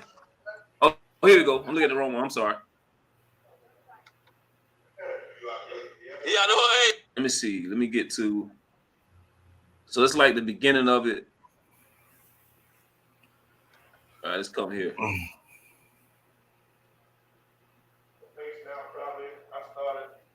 So that's my boy Manny, man. Shout out to Manny Fresh. Let me go here. So these are the things, man, that you have to do to get your family involved into crypto. Hold on. He talking about how he invests in the cryptocurrency and he made some money, like by being in the chat where we at, Thorough, teaching them crypto how to invest into it. I told you, man. I pulled that thing that man did, man. Yeah. I heard him Now this talking during about the it. pandemic. Yeah, I heard him speak about that method he used. You know what I'm saying? And I know that's it's when I low. first met the guy. When I got in on it, and man, they was talking about how he used it at the job. He took out some of his retirement because he wanted to see something, and he took it out and invested it, and he made that money back in no time. You know what I'm saying? And I was like, dang, man, let me just see. You know what I'm saying? And that was to show one of my coworkers, you know, because he's a skeptic when it comes to crypto, and I did it just to show him. And I give props to Manny because I took his little method on that, man. So we're gonna get Manny fresh on with that Manny method. I already talked to him about it, boy. We're gonna get Manny on with that Manny method. Pulled it out, the retirement, just invested and made all that back in like no time. You know what I'm saying? Which was like crazy. But I wouldn't advise that, you know what I mean? So yeah. So just do your crypto parties. Teach the family, man. My job is we don't want any followers. I don't want no followers. We want leaders. So basically, I'm telling the people, I'm not here to be no leader. I don't want followers. I'm here to create leaders. That's what I meant to say. I'm not here for no followers. I'm here to create leaders. All you guys are leaders.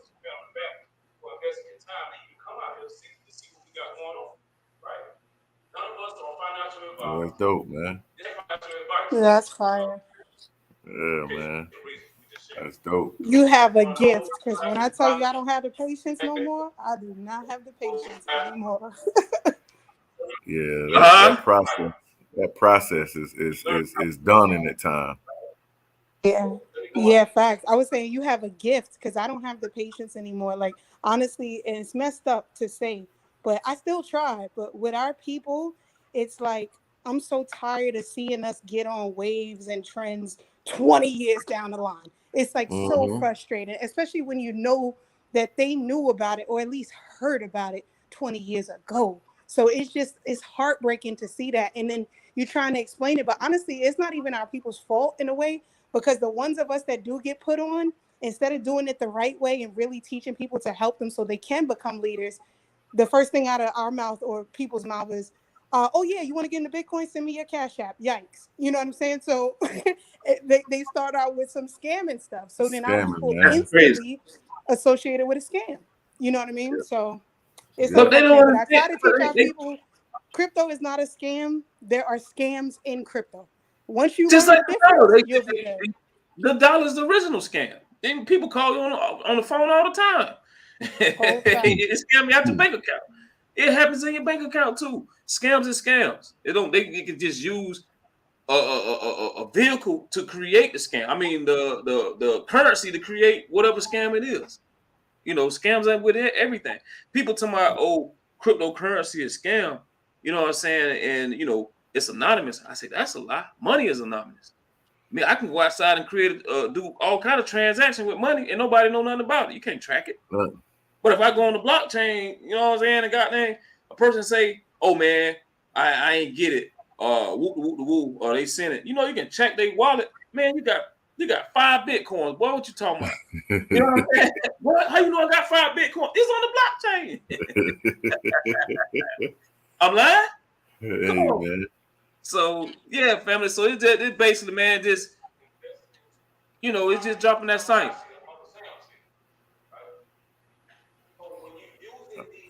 I mean, that's the thing, man. Like you say, man, trying to get our people, and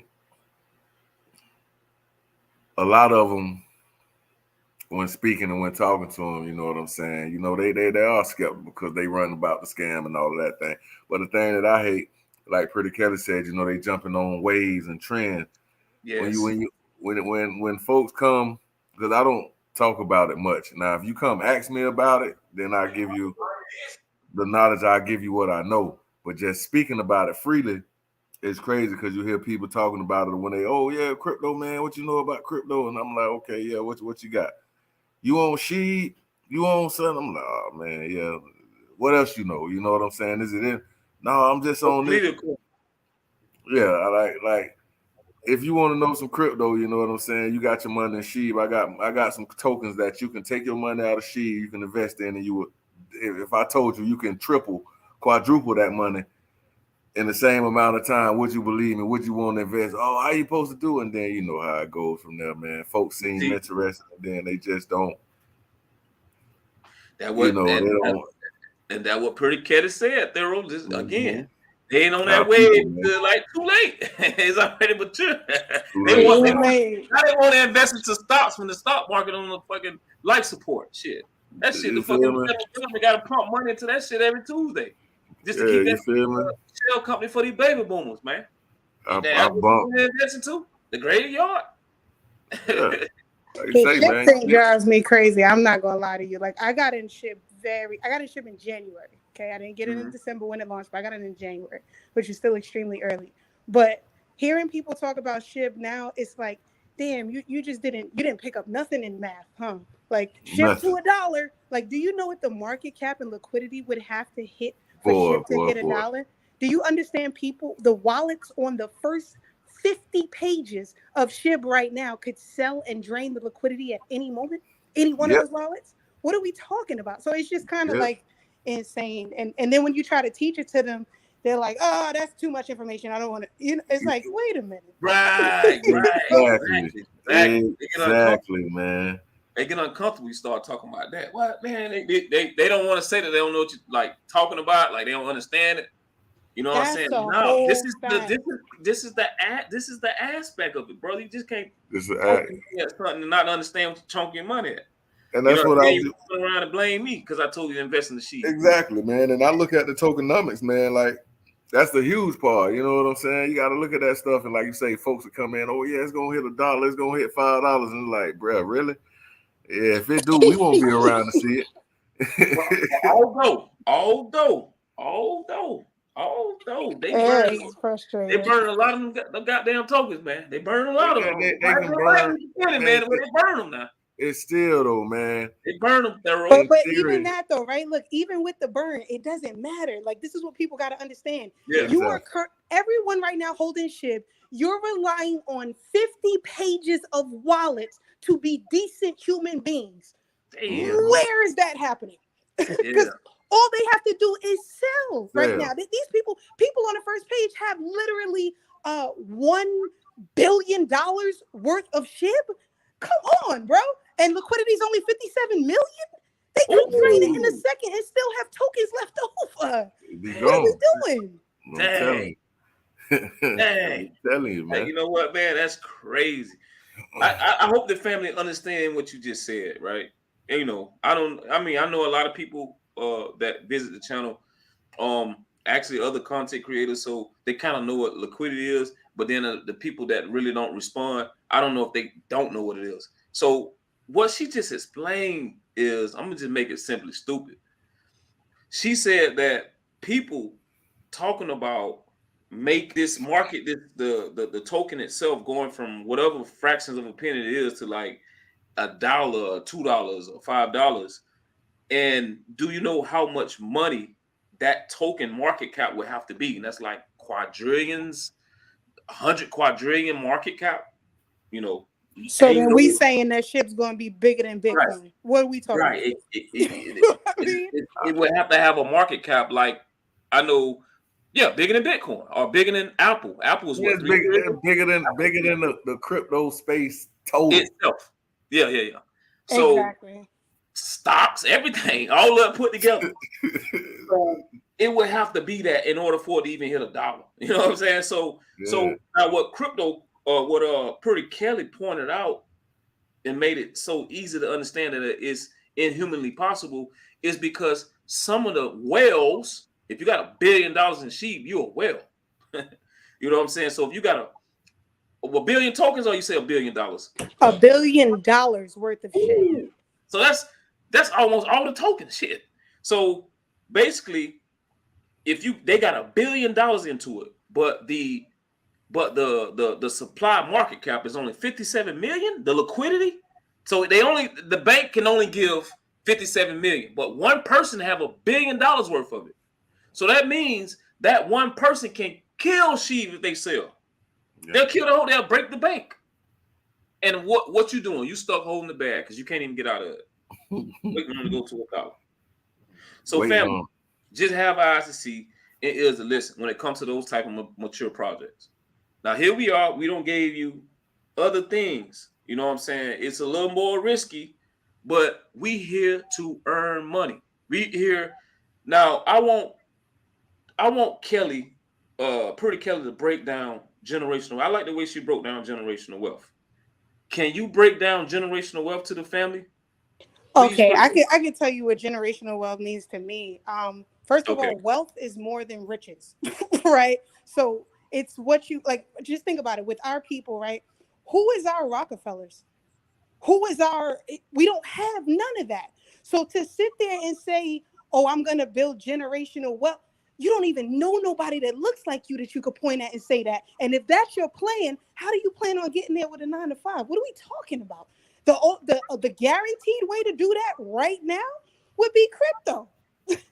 The guaranteed way. And then from there, taking some out. Always, you want to, invest in stable coins, all that good stuff. But you definitely want to take some out and invest in some real world assets and play the game that way. That way, your kids are great. And also, as far as properties. I mean, just anything, even properties in digital space is better. But anyway, anything that you could do that because it's gonna pass down to your kids to never worry about nothing. That's right. How are you doing that with a 9 to 5? You're not. So it's just people possible. Just have to understand what generational means. Generations means your grandkids' kids. Are they gonna eat off of what you leave behind? Hell no. So make sure you put things in place that they can. That's all. You got something to say out there, Thorough? Man, I can't go behind that. But like she said, man, she pretty much said it all, in a nutshell, man. Just building a foundation of where you done been gone for 50 years and yet your family's still eating off of it. You know what I'm saying? I know I don't have it in my family. I wasn't born with a silver spoon. I wasn't born with all these riches and these other things. You know what I'm saying? Had smart individuals that taught me a lot. You know what I'm saying? That helped lead me in the right direction. And then from there, I gathered up my own information, research, you know what I'm saying, the understanding, the knowledge to try to put forth the effort to build that foundation. You know what I'm saying? Now, my little one, trying to make sure that they're going to be good. And I already know a 9 to 5 ain't going to get it. You know what I'm saying? That's why I take my time to research, and I'm heavy on this crypto. I've been indulging in it, man, like 5 years at this point. I done took a lot of losses learning this stuff by myself, without the help of a community, without anyone showing me the way. You know what I'm saying? I just pretty much had to jump off the pier, and hey, it was up to me if I was going to sink or swim. And hey, I took losses learning, but it was the process. You know what I'm saying? And I see that, man. It's a lot of untapped potential out here.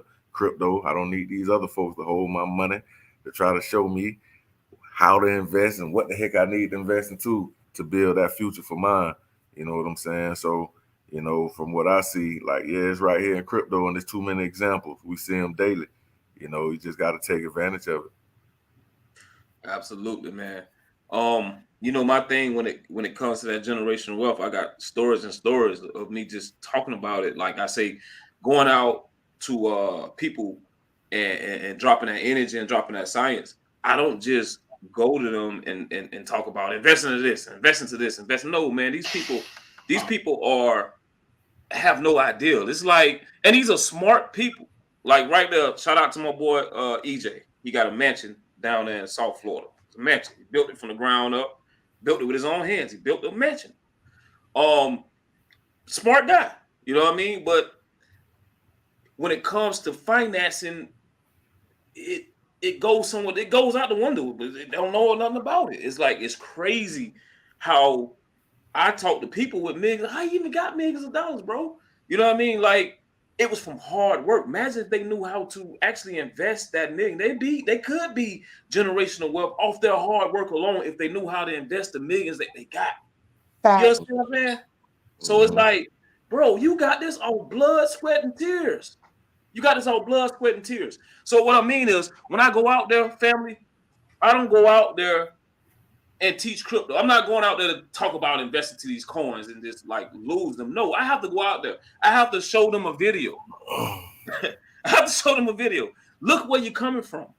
Look where you're coming from. Look from the fucking steam engine to the fucking to this, to that. Look, man, computers started in the 1980s. Look at the electronics. Blockbuster don't exist no more. It went from everything going from physical to digital. So they not gonna understand what generational wealth is. They don't understand where we fucking headed in this world. That's so bad. But you know what they do understand? They look around and they see inflation. You know what I'm saying? So that's another thing people need to start factoring in. You don't even have to put in blood, sweat, and tears. Just put at this point, a $10 million, $100 million life insurance policy on yourself. That's a great way to leave behind some generational wealth, right? Yep. But most people ain't going to do that. And if you look at it, they'll put 100,000 on. Dude, what is 100,000 going to do in a few years with inflation being what it is right now? Your kids will be able to buy nothing. Nothing, man. We see that now with inflation up like 7-8%. I don't know where y'all at, but the renting market is crazy. Just the rent, it's crazy. Crazy. I watched something on I don't know. Sometimes I get caught up in stuff. I was watching something about homeless in Sacramento or somewhere in California, like where the it's like a genocide thing they're doing with it to rental efficiency. They said it was like $3,000 just to rental efficiency. The rate of rent is just, it's a bubble there. Like, and those people are living on the street. They got real trades. You know, they can be like plumbers, they can be like electricians, they can be like regular working people without a drug problem. You know, most homeless people you would think have a drug problem. But that problem was out. It was just genocide of rent. Nobody could afford the rent, so they was just living on the streets. You know what I'm saying? Like, how many other places is gonna follow that? California is on another level. Like, I have a couple friends that live out that way that I met in school and everything up here. One of them made almost $500K a year, and he's talking about struggling in Cali, wanting to move because he's struggling. And I'm like, how in the hell are you struggling? And everything over there is high, you know. And I have another guy that moved from Cali and moved here. You know, I'm in North Carolina right now. So he moved here and he bought a house in one of the areas that's deemed for the upper class, you know, those that are, we'll say, wealthy. Yep. And he say he came from Cali, man, a darn 1 acre lot, a freaking modular home, sold for like $1 million. Whoa! And he came over here and bought a house, like quadrupled the square footage in the house for like less than half of that. And folks here are thinking, oh, you got money. He was like, hell no, you should have seen this shack that I sold in Cali. You know, Cali, everything is just, it's crazy. But you seeing that everywhere, man. Guess what, man? Gentrification, baby. Although he making that in Cali, 500,000, right? I guarantee you, he moved to the side, the dirty side, but that 500,000 turned 50 grand. I mean, yeah, it turned 50 That's what I did. I'm from New York, the Bronx. I would never pay to live. It just doesn't make any sense. So you take that New York mentality, you make all the money you make, and guess where I live now? Oklahoma, in a gorgeous house. So I'm good. But that's how you play the game. You don't sit there and try to keep up with the Joneses for what? It just doesn't make sense. It don't, man. I moved out the city. Those places up there, they almost pay you for experiment because it's so cold. Yeah, man, between cold, you know, cost of living, everything. And y'all seeing it down the way, you know, back at home, back down there, man. Yeah. It's ridiculous. You know what I'm saying? The renter, man, and I'm seeing it here, you know. I know the way I'm talking confused, but I'm an engineer by day. And so I oversee a lot of construction projects here. And man, I watch these things get built from the ground up. and you see some of the pricing on this, and it's like, how people are supposed to afford this? You know, you go to certain parts of town, they buying these folks out of their home, gentrify. Oh yeah, we're gonna throw you $200,000 for the house, but the cost of everything around here is like 400. So yeah, you may make some money, but what the hell are you gonna move with? And it's the same, man. It's coming everywhere. You know, all of these cities and everything, boy, they ain't too far behind. They ain't too far behind. They sneaking up though, man. It's sneaking up now. That's why I say these cryptocurrencies, man, you better get into it, because it's just the dollar is, listen, rent is not going up. Let me we talked about this before. Let me just say that again. Gas is not going up. Gas is gas. Gold is not going up. Gold is gold. The rent is not going up. Rent is rent. It is the dollar is getting weak. Yeah. But maybe people are taking advantage of rent more than anything, I would say. The reason why I say that is you got to be like price gouging, because you looking at what Tom is doing. Oh, Tom getting $950 for that, and that don't look halfway as good as mine's in a better place. So I'm gonna charge $13.50. So there should be a law on how they do that. You know what I'm saying, with rent. You know. Well, you know, the price of rent raises daily. You know what I'm saying? Depending upon what the market is looking like for that particular day. Like, you can go inquire about apartment today and it's $1,400, and tomorrow it can be $1,560. It all depends on the market. And you know, with what I'm saying is a lot of people are buying right now.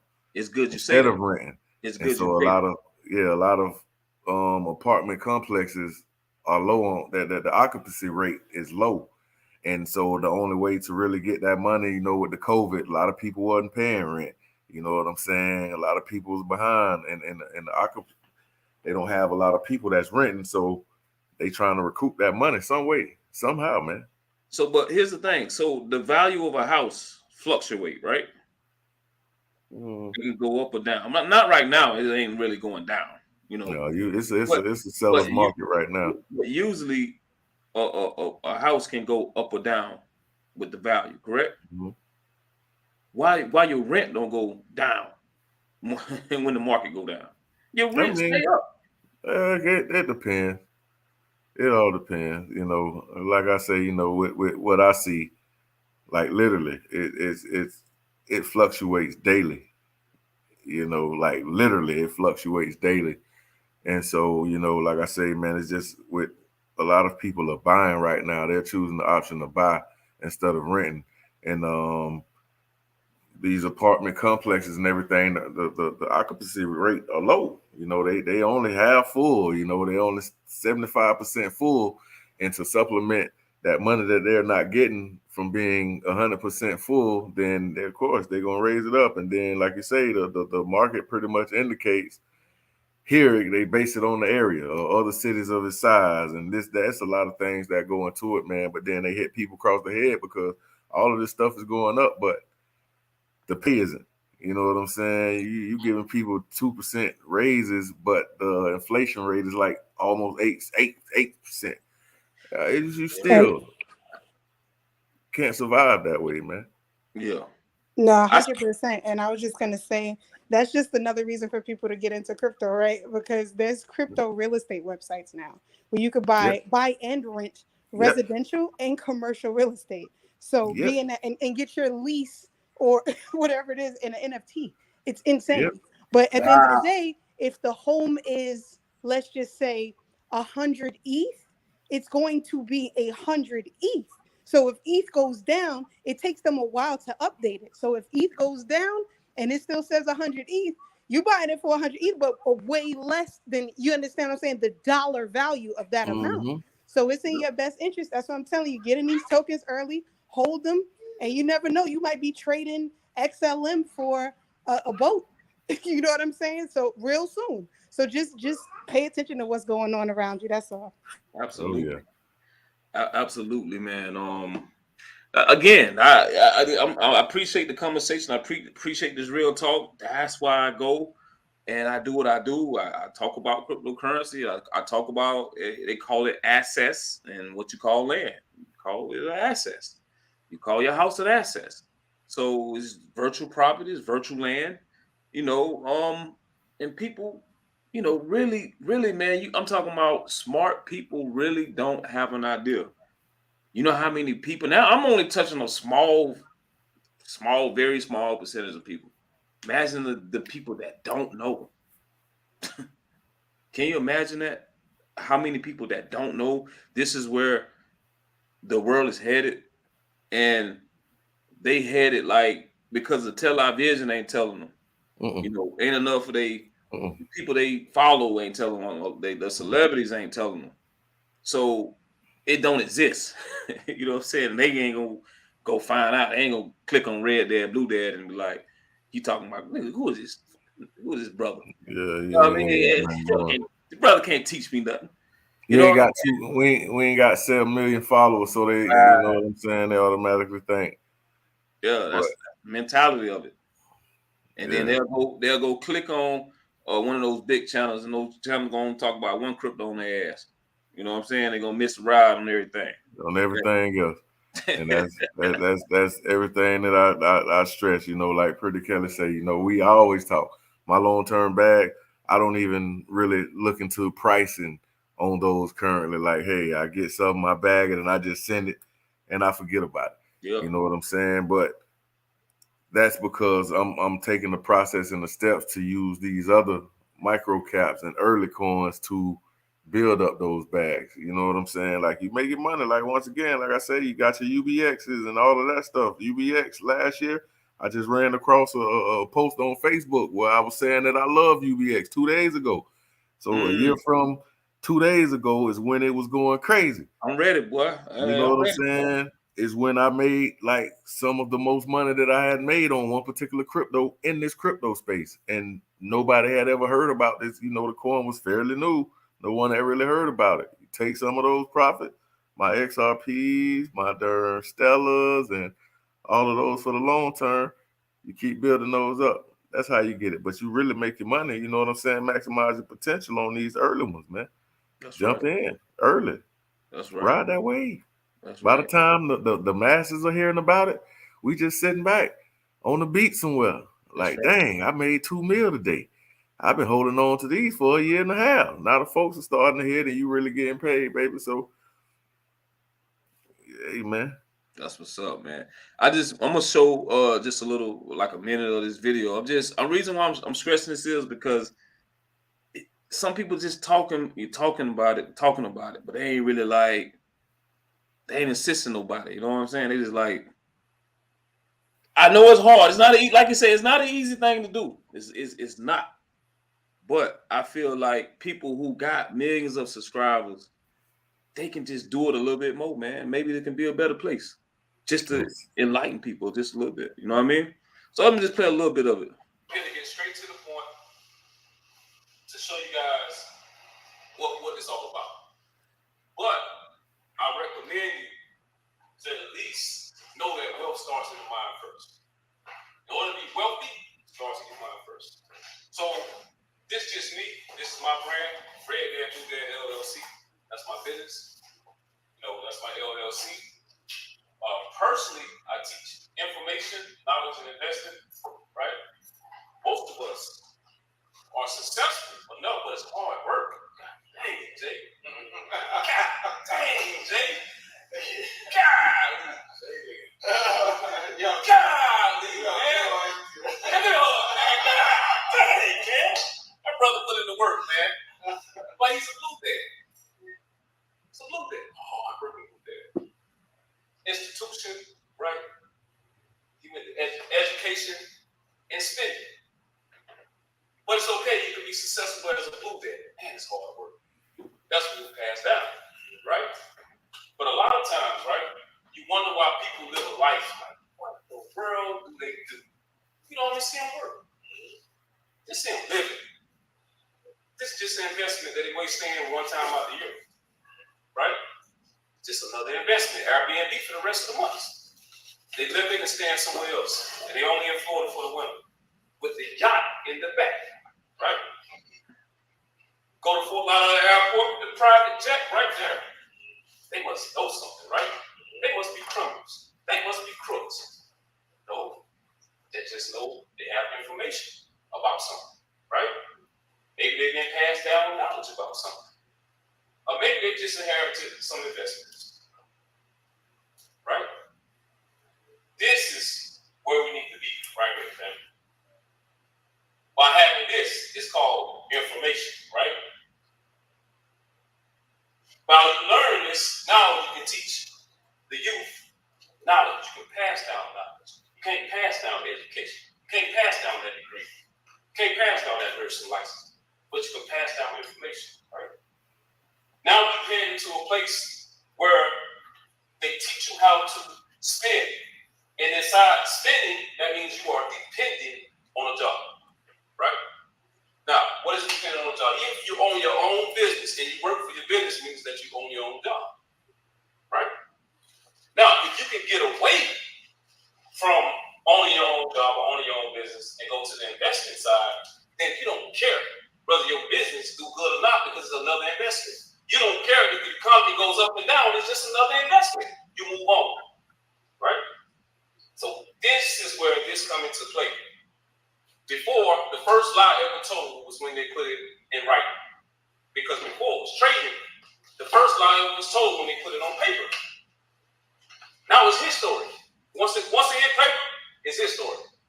It's no longer dealing with energy itself. It's no longer taking something that's actually physical. I trade you rocks for salt, or you trade me whatever, water for whatever it is. It used to be trading as far as monetary, as far as money, right? So now the world is going back. They designed it, going back to like in the trading aspect, right? Trade your job for investing to the thing that's replacing your job, the robot. Mm-hmm. So okay, you want my job? I take my little money, I'm investing to the robot that's going to replace my job. And this is all this is. This is everything you see here is called Fourth Industrial Revolution. This is the Great Reset. Yeah, family. I just want to show you guys, man, that I ain't just talking about it, man. I be about it. Pretty Kelly, you say you got to bring her back in. She behind stage. No, I'm here now. That was an old time. Oh, you back? That was an old time. Okay. Hey, man. That was deep. Huh? That was deep right there, though. Oh, deep. You like that? You like that shit? That man. Like real talk. You know what I'm saying? Yeah. Man, I'll tell you, man, you got that gift for it. You know what I'm saying? And I told you that before, man. Your brand, everything, you know what I'm saying, that you stand for, the whole red dad, blue dad, the whole meaning behind it and all that. That shit is dope, man. You know, and yeah, that's one of the things that kind of dang got my attention when we first met, just talking, let me in the community.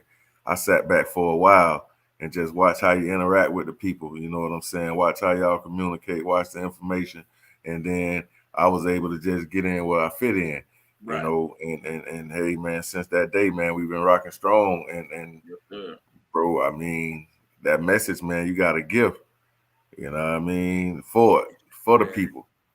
And shit, bro, keep spreading that message, man, because we can use it out here. We get these people, you know, of course, for those that want to take heed and want to listen, you know what I'm saying, and that's seeking that knowledge and information.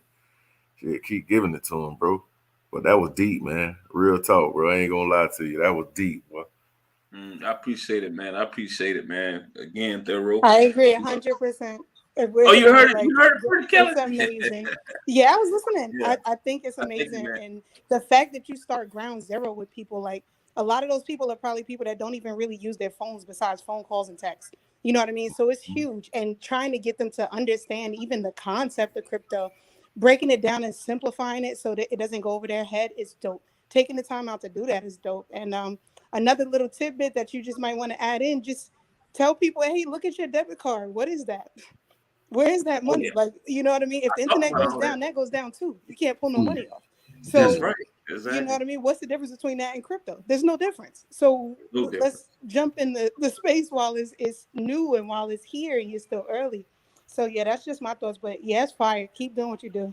Thank you, man. I appreciate it. Like, again, man, I can't say I thank you to you two guys enough and everybody I ever collaborated with in this space. You know what I'm saying? So I take the hats off because, you know, for what you guys to get on here and talk about, it still takes courage. You know what I'm saying? It takes a lot of courage to get up here and speak what you feel like is truth, what you feel like is facts in front of people, and stand on it and stand firm on it too. You know? So that takes you being confident in what you know and what you read and what you have discovered for yourself to get up here and do this. So much love to you guys and hats off to you. Appreciate it, man. You know what? Man, we passed 2 hours and 10 minutes. Man, we've been going in. I think you got a couple of questions. Let's see. Yeah, they for Pretty Kelly. Oh, okay. We had go. Shout out to Haitian T in the building. My family is on the screen. Oh yeah, I was gonna go. I'm play one more. I play one more clip, and then we're gonna go to some finishing thoughts, answer some questions for the family, and we out of here. How that sound? We good on that? Yeah. That sounds great. All right. So this was, again, shout out to Haitian T. This was her crypto birthday party that I did in Baltimore. So much love to the Baltimore family. Let me go here. I tell you what, it was one of the best ones I did, but not the easy ones. I ain't gonna say the reason why I say not easy, because you got some of the smartest people right there in the Baltimore basement. You got doctors in there, you got business owners, you got people sell oil, you got all kind of. She had a nice family in there that been in her. She got highly educated people, and some of the people got so much education it's almost like I was just up there lying, because I'm telling them something they didn't know. It went in their books. I'm fighting the blue dad at the same time. The red dad and me gonna fight the blue dad all the time, especially the blue dad has the highest education, not the red dad. The red dad just been passed down some information and knowledge, and he know how to invest, or she know how to invest. When I say dad, again, I ain't talking about a man. I'm talking about a woman as well, because you can't be a man without the womb. So shout out to the feminine energy. So it's like I'm talking, but at the end of the day, the person don't mean no harm. It's just that they never heard this shit before. They always normally the smartest person in the room, based on educational research, educational doctrine. They're the smartest because they know the craft. But I'm up here talking Chinese, but I'm speaking English. Yeah, it's several different types of smarts, man. So yeah, this was one of the ones that some people say, hey, man, you good at this, man. You got patience. Like, why didn't you do this? Why? No, the person is learning. I'm breaking something out of this person that's been trained to them since birth. Education. And it's true. So I don't know what it's at, but it's just a little scene. No, money was not an issue. I'm actually personally. I'm just saying my family better off. If money wasn't an issue, you can have that now. Without money. A home, a family. You got that now. But you said if money wasn't an issue. If it wasn't an issue, you can buy. Let me be specific question. Investment. If money wasn't an issue, what would you like to buy in life? Oh, and probably if you had money. If money wasn't an issue, what would you like to buy in life? But when you say Rolls Royces. Right. Yeah, I thought I meant that. I'm sorry. Yeah, I didn't understand. Y'all understand? Did I say it wrong? Yeah, you said if you got money, what would you buy? Okay, I apologize. I thought it said money wasn't an issue. What would you buy? I thought that's what I said. You did, but when you get it. Oh, I'm sorry. I speak in terms. Oh, all right. So when everybody buys, If money wasn't an issue, what would you buy? land. What? The world. The world. I'm joking. What kind of car you would drive if money wasn't You an buy issue? land. Why don't we buy land?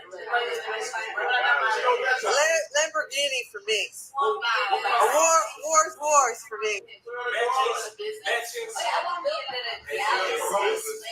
Rolls Royces. Okay. We're scared to. Family. Let me explain something to you, right? Let me explain the difference. And this is important that I go back to this, because I really want, like I said, I want everybody to be able to have the same, want to be in the same building. Let me go with this, and I think it's very important that I break this down. Can I use you as no offense? May I use you as a perfect example, right?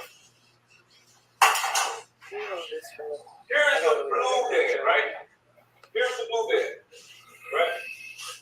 Now, they tell you get your education, right? You get a high-paying job, right? Okay.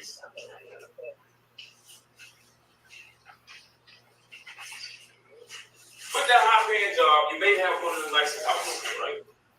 You may have one of the nicest cars. One of them, right? But you did that all from working hard, right? Just working hard. It's hard, sweat, blood, and tears. A lot of work, right? Now, there's a whole other side to this, right? Where it was passed down. Like, I'm talking about like where, not that you work hard for one, like even a working person can have 1 or 2 cars or 1 or 2 properties, right? From working hard, you deserve that. You know, here was schooling, all that sweat, hard sweat, blood, and tears. But some people have 1,000,000 times that. Why do they have it? Are they smarter than the person that went to college? They weren't smarter. No. Could be. Could be Or worse. Smarter. they were born in wealth or inherited. It was passed down to them. Maybe. Either inherited or it's okay. It's okay, everybody, calm down. So now, right? Don't you know some people, when they have that conversation, right, with their parents, as a they're not selling them. They're not selling them on an institution. They're not selling on that, right? They tell their child when they come into that age, where they take that ride in the golf cart, when they go into the back of their property, one of their properties of 100 acres. Right? One of their properties of 100 acres. They say, you know what? It's on the door. We're going hunting today. On one of their properties of 100 acres. They get on the golf cart and four-wheel, they ride to the back of the property, right? They get off the four-wheel on the golf cart. He say, you see the shotgun right here? Before they even go hunting, he explains the shotgun. You see the shotgun right here? It's not just a shotgun, right? We got wealthy off this shotgun because your grandfather knew the man who was selling the gun when it came on the stock market, right? You see all this land here? Just one of the lands that we own. You see the farming over here? Grow your own food. Not only that you grow your own food, invest into the stocks of the food that you're growing. Right?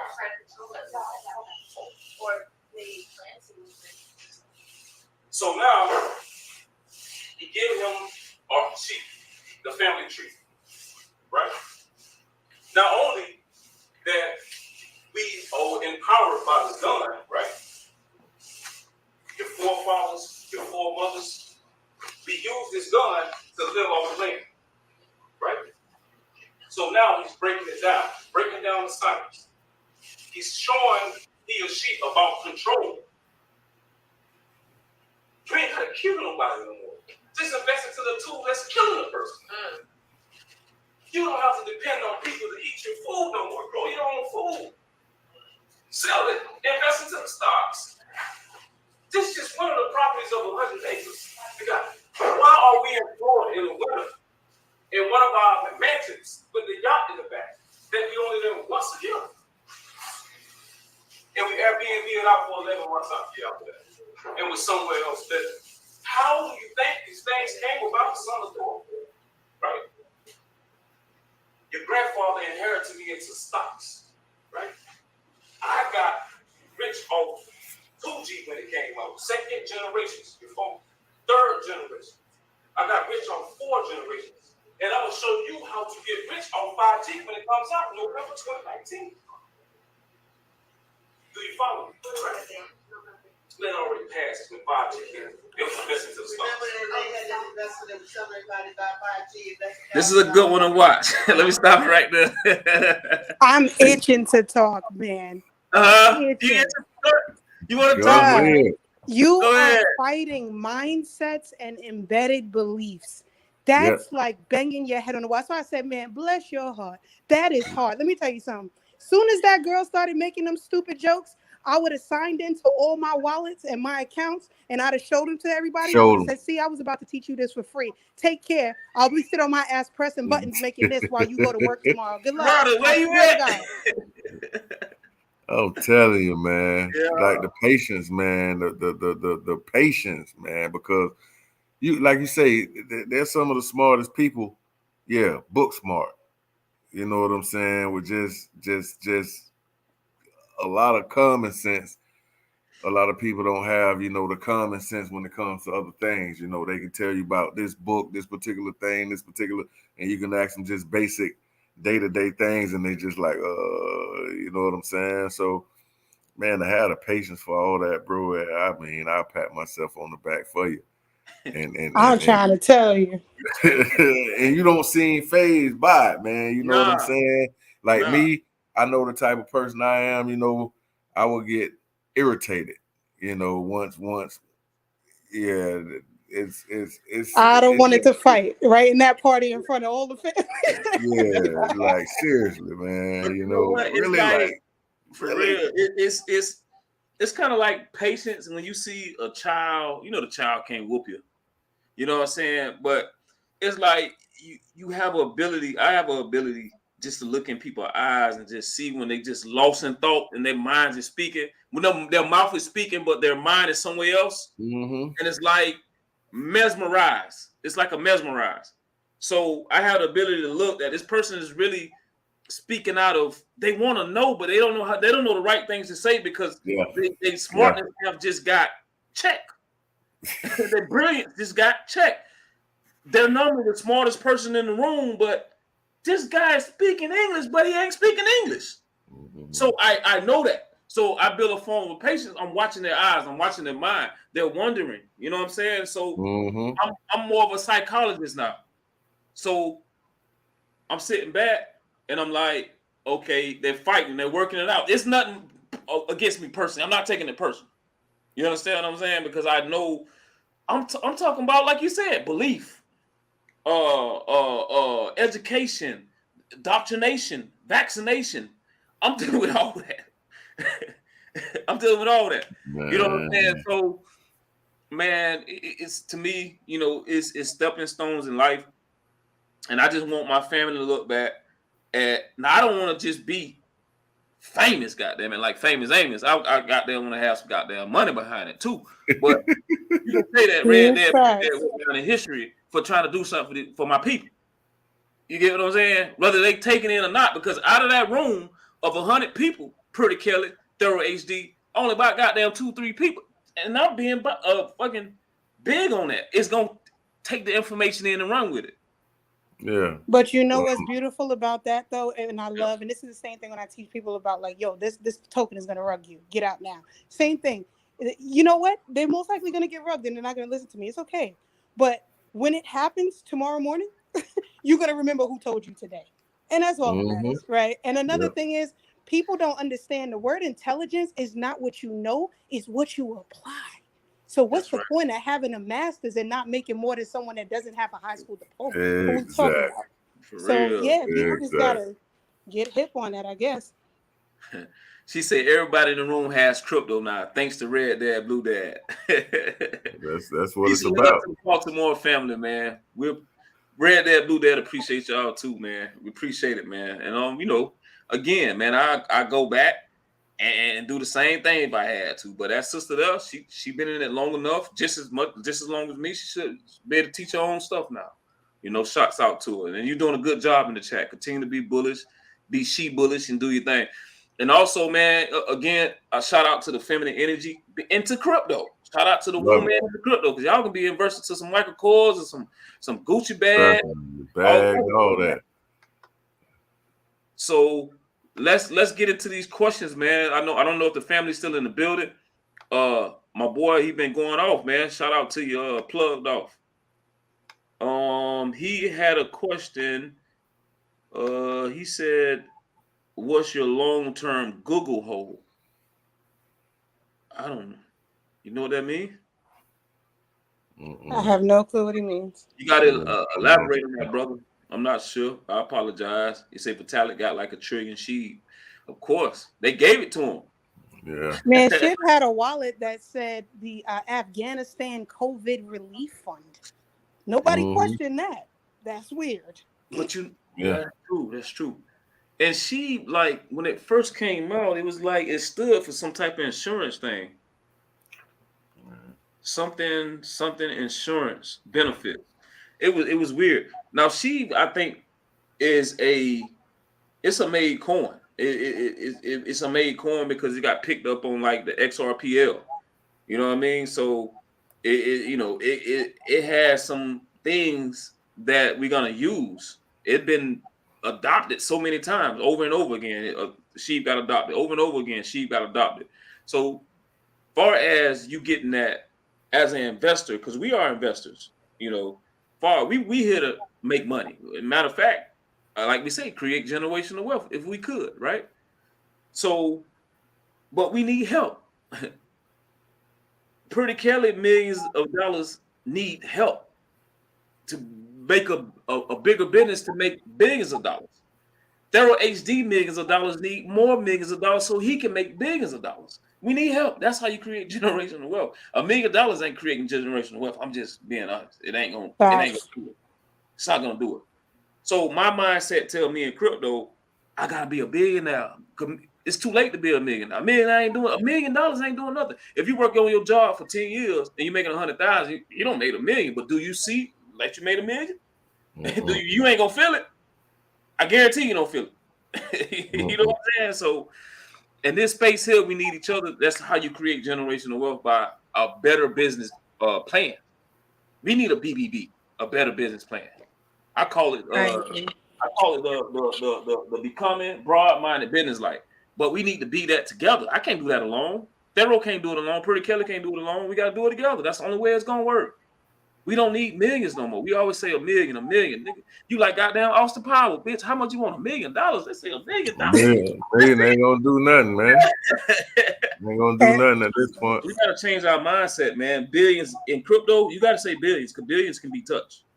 100%. And also, I highly suggest everyone have long-term holds and short-term holds, because I know a lot of people who had long-term investment plans that was here in 2019 that are currently no longer existent in 2022, and they thought they were going to be here and had a 5-year plan. So please consider doing short-term and long-term investments, and don't just keep all your money in crypto. Take some out and make some real-world investments in your businesses, your ideas, all kind of stuff. Just go for it, because this is a digital era.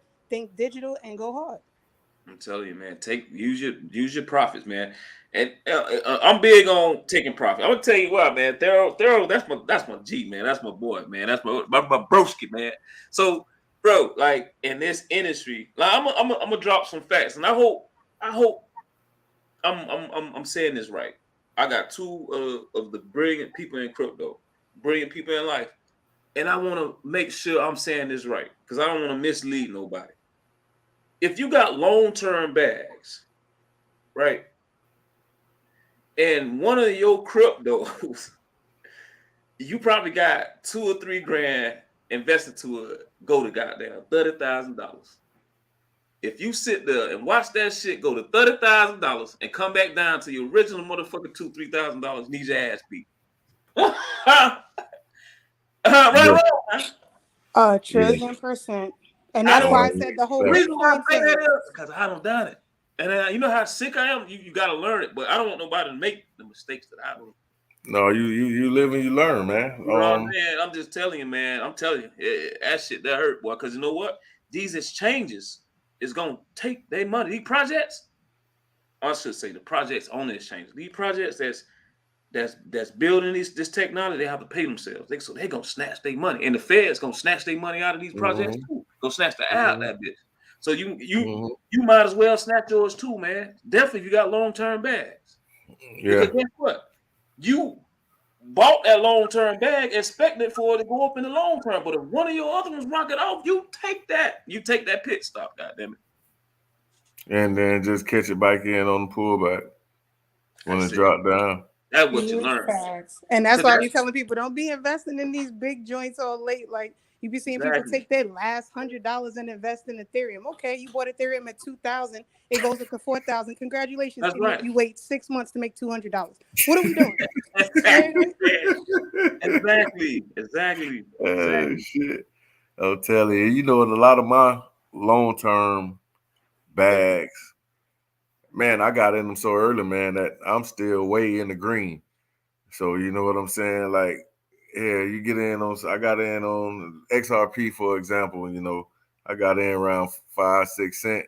That even when I buy now, my price average is still under 10 cent at this particular point in time, and I'm up so far in the green that it's just like okay. But I tend to hold on to them, and if I want to maneuver or do something crazy on the market, then I have no problem selling off some XRP or some Stellar, you know what I'm saying, to make a move on something. But you know, with bags like that, man, I get in so early that it's like, sheesh, I can still sit. I'm still sitting good, and you know what I'm saying, in terms of profit, to where you know it's not much of a oh yeah, I gotta get off. I get off because I invest in so much shit, man, that it this goes up, I take it out of this. You know what I'm saying? This goes up, I snatch here. But you know, there has been some times where I've taken some L's. You know what I'm saying? You got to take the good with the bad. You know, but for the most part, shit, I'm good. You know, on a lot of things. All right, pretty Kelli, you got a question for you. It say, what coins you holding for long term? Oh, great question. Let's go to the wallet. Let me get my pen and paper. I want to know. I want to know. Yeah, XRP for sure. AMP, XLM, obviously, Ethereum, Bitcoin, duh. What else did I get in? As I have different wallets with different things, but those are my main ones. Oh, Cardano. I got in Cardano at a beautiful point. I've been holding a stake in that now for over a year. Whoa. Yeah, my new thing that I'm definitely going hard for is Krill. Krill is going to be a monster. Drill, yeah. KRYLL. Yep. I know what you're talking about. Yeah. So. She's not. Oh, you're not talking about the regular crow from Crypto.com. Talking about no, she's talking about Krill. Yeah. Oh no, and mind you, I'm super bullish on Crow. Like super bullish on Crow, just because of everything they're doing, and with NFTs. And to me, honestly, there's no better marketing in this world than search engine optimization. And for Crypto.com to show up when people search the word crypto is massive, and it's going to take off viciously. So when I tell you I'm bullish on Crow, you have no idea. But yeah, that's my main long-term holds that I don't touch. I'm talking about tokens that I put in my ledger. Like, I'm not playing no games. Let them exchanges disappear tomorrow. I'm still going to have mine. So, but other than that, I always leave a little bit in certain places that I can stake and farm. But for the most part, every time I cash out, like Lovely, I have a % that I put into each, depending on where it's at, and just hold it or stake and farm it. And that's pretty much it. You are expert in this space, man. You are considered an expert. You have if this based on like regular IQ, you got a crypto IQ of 160. Yeah, for real. It's up there. It's up there, you know. Amazing, man. That is amazing. This is a woman again. This is the woman aspect of crypto. Where you gonna find this at, man? Where you get the woman aspect of crypto? Hey, thanks for that question plug, though. So my boy, shout out to Fixing Cars. He always showing love and support. He say for the real estate crypto, he says what site? Oh, okay. Matter of fact, what I'll do is I'll post it in your WhatsApp chat. So I'll grab it and I'll post it in your WhatsApp chat. It's a few different. Well, he's not in that chat. So. Oh shoot. Okay, so I'll come back here and I'll post it in a comment. Okay, you heard that? You heard. And in the WhatsApp chat. Yeah, we all want to know. In the WhatsApp chat. Yeah, we all want to know what you talking about. Okay, so he came back. He said they was talking about whooping roses. Oh, that's something else. Yeah, that was talking about what the video is. I'm just getting to the questions now.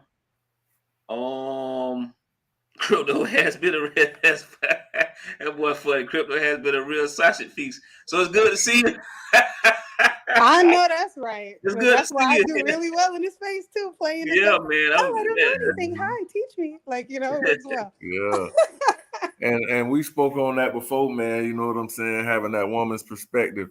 Yeah. Because, I ain't saying that I can't relate. You know what I mean? I ain't going to even. But a lot of times, more women. I be trying to get my sisters and cousins and all those females and stuff into it, man. But they just don't gravitate towards me as much. You know what I'm saying? As if a woman will come in and give them that game, man. So we need that. And hell, I'm taking heed. You know what I'm saying? Like, I don't never claim to know every damn thing. So I'm always open to listen and learn. So Same. I don't either, man. I can tell y'all another thing too, just off the top of my head, because the link is my link, but prettykelly.net/crypto-jobs.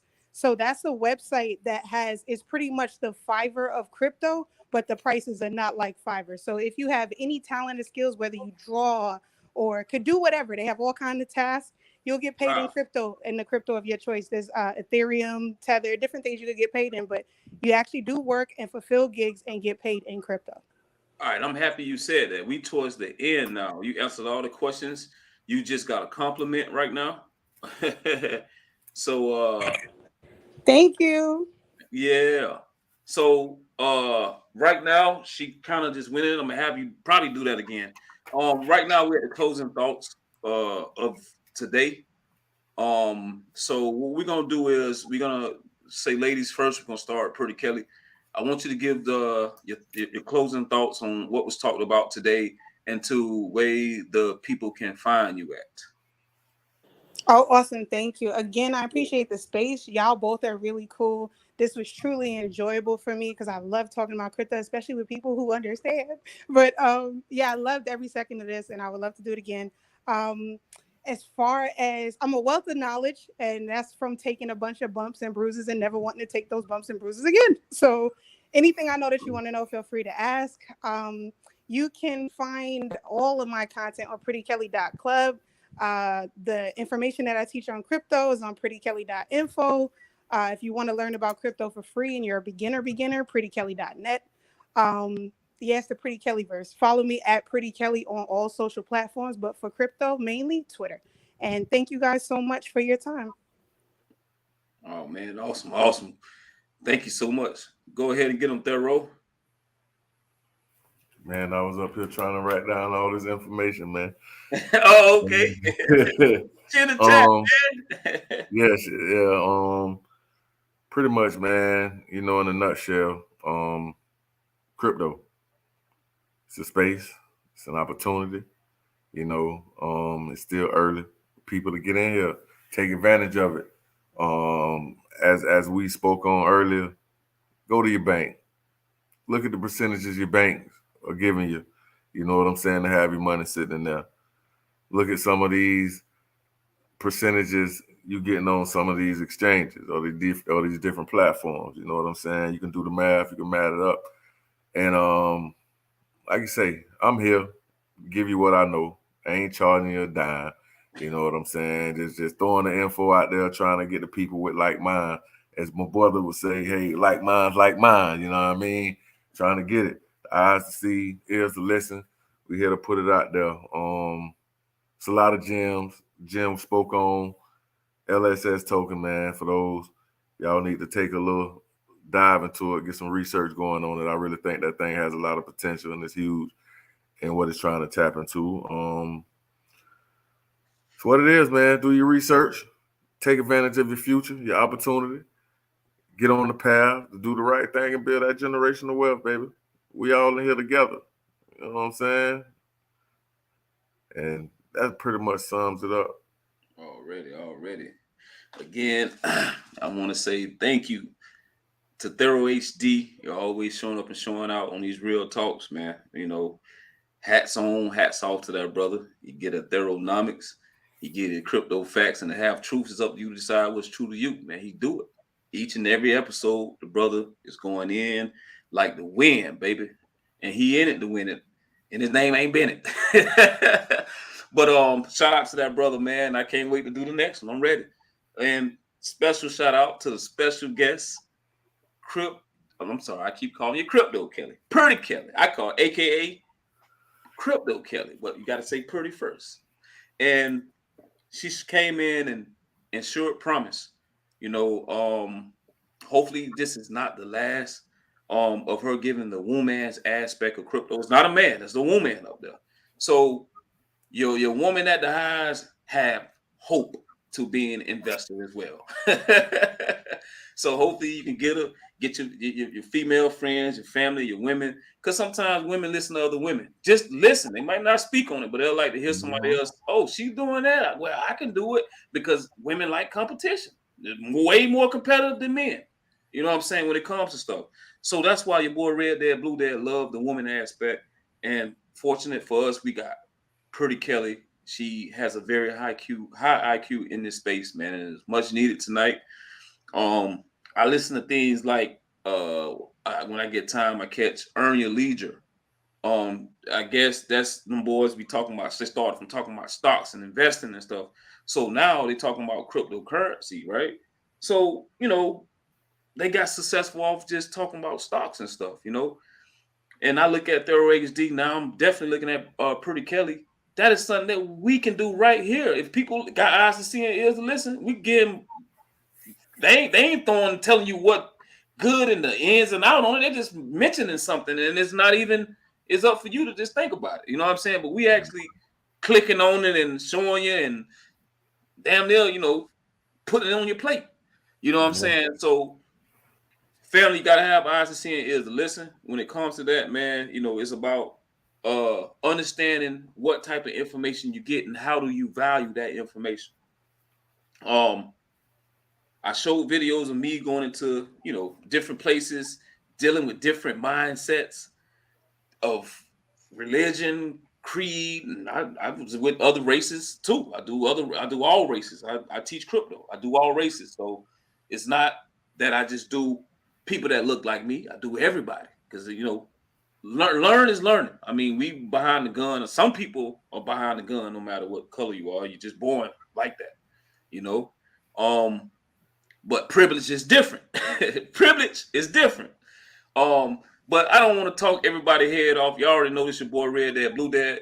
So I want to thank y'all for coming in. Thank y'all for smashing the like button. Thank y'all for sharing it out. I want to give a special thanks again to ThoroHD and Pretty Kelli. And Pretty Kelli, I hope this ain't your last time coming. No, it won't be. Oh man, that's what it is, then. That is power, man. So with that being said, shout out to all the family that came in. Moon Boy, Plugged Off, Karadia. I love fixing cars. I think Phantom Beats was in. The Peterson, Quacky Crypto. If I forgot you, forgive me. I'll get you next time. You already know. And Arm Jr. I'm out. But before we leave, you know we got to bring that energy, right? Let's get it.